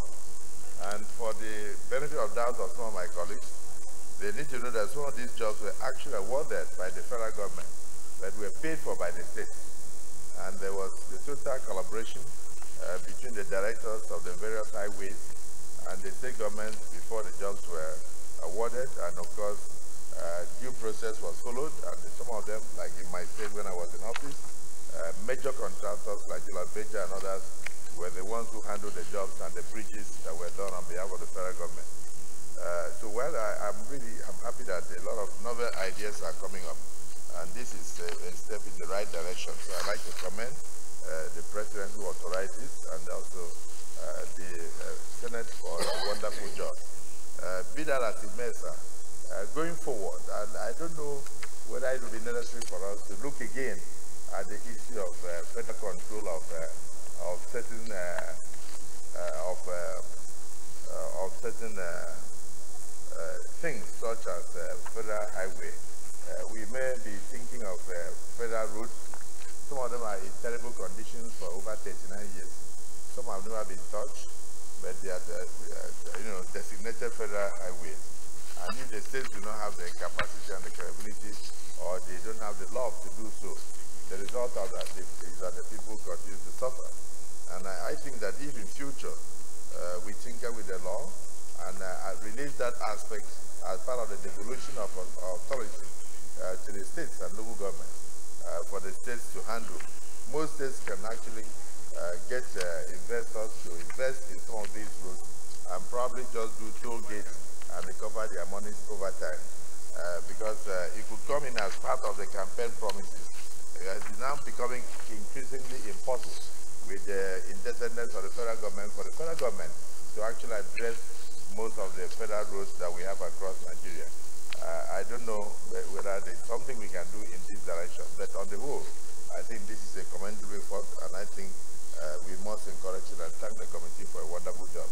I do know that this was just a fraction of what is being told most of the states, but at least it's a step in the right direction. I so submit that. Distinguished colleagues, let me go to the prayer then.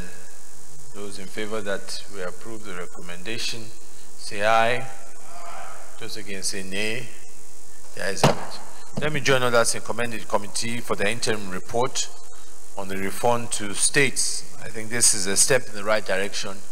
A lot of state governors have, over the years, carried out a lot of federal government rules with this understanding.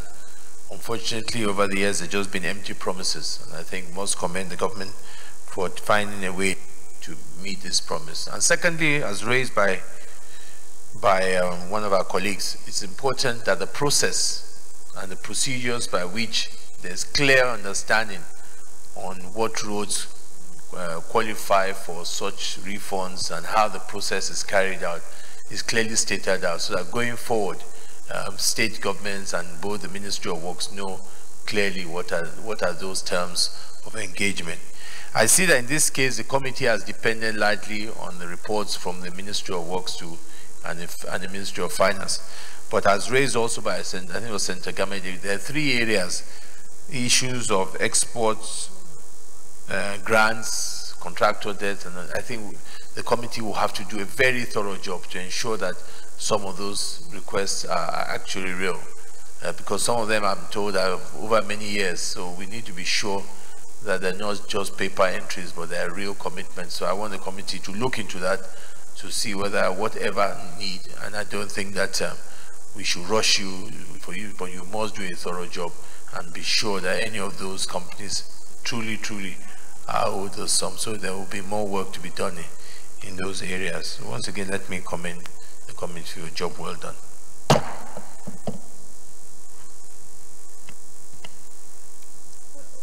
Having completed all the items on the other paper,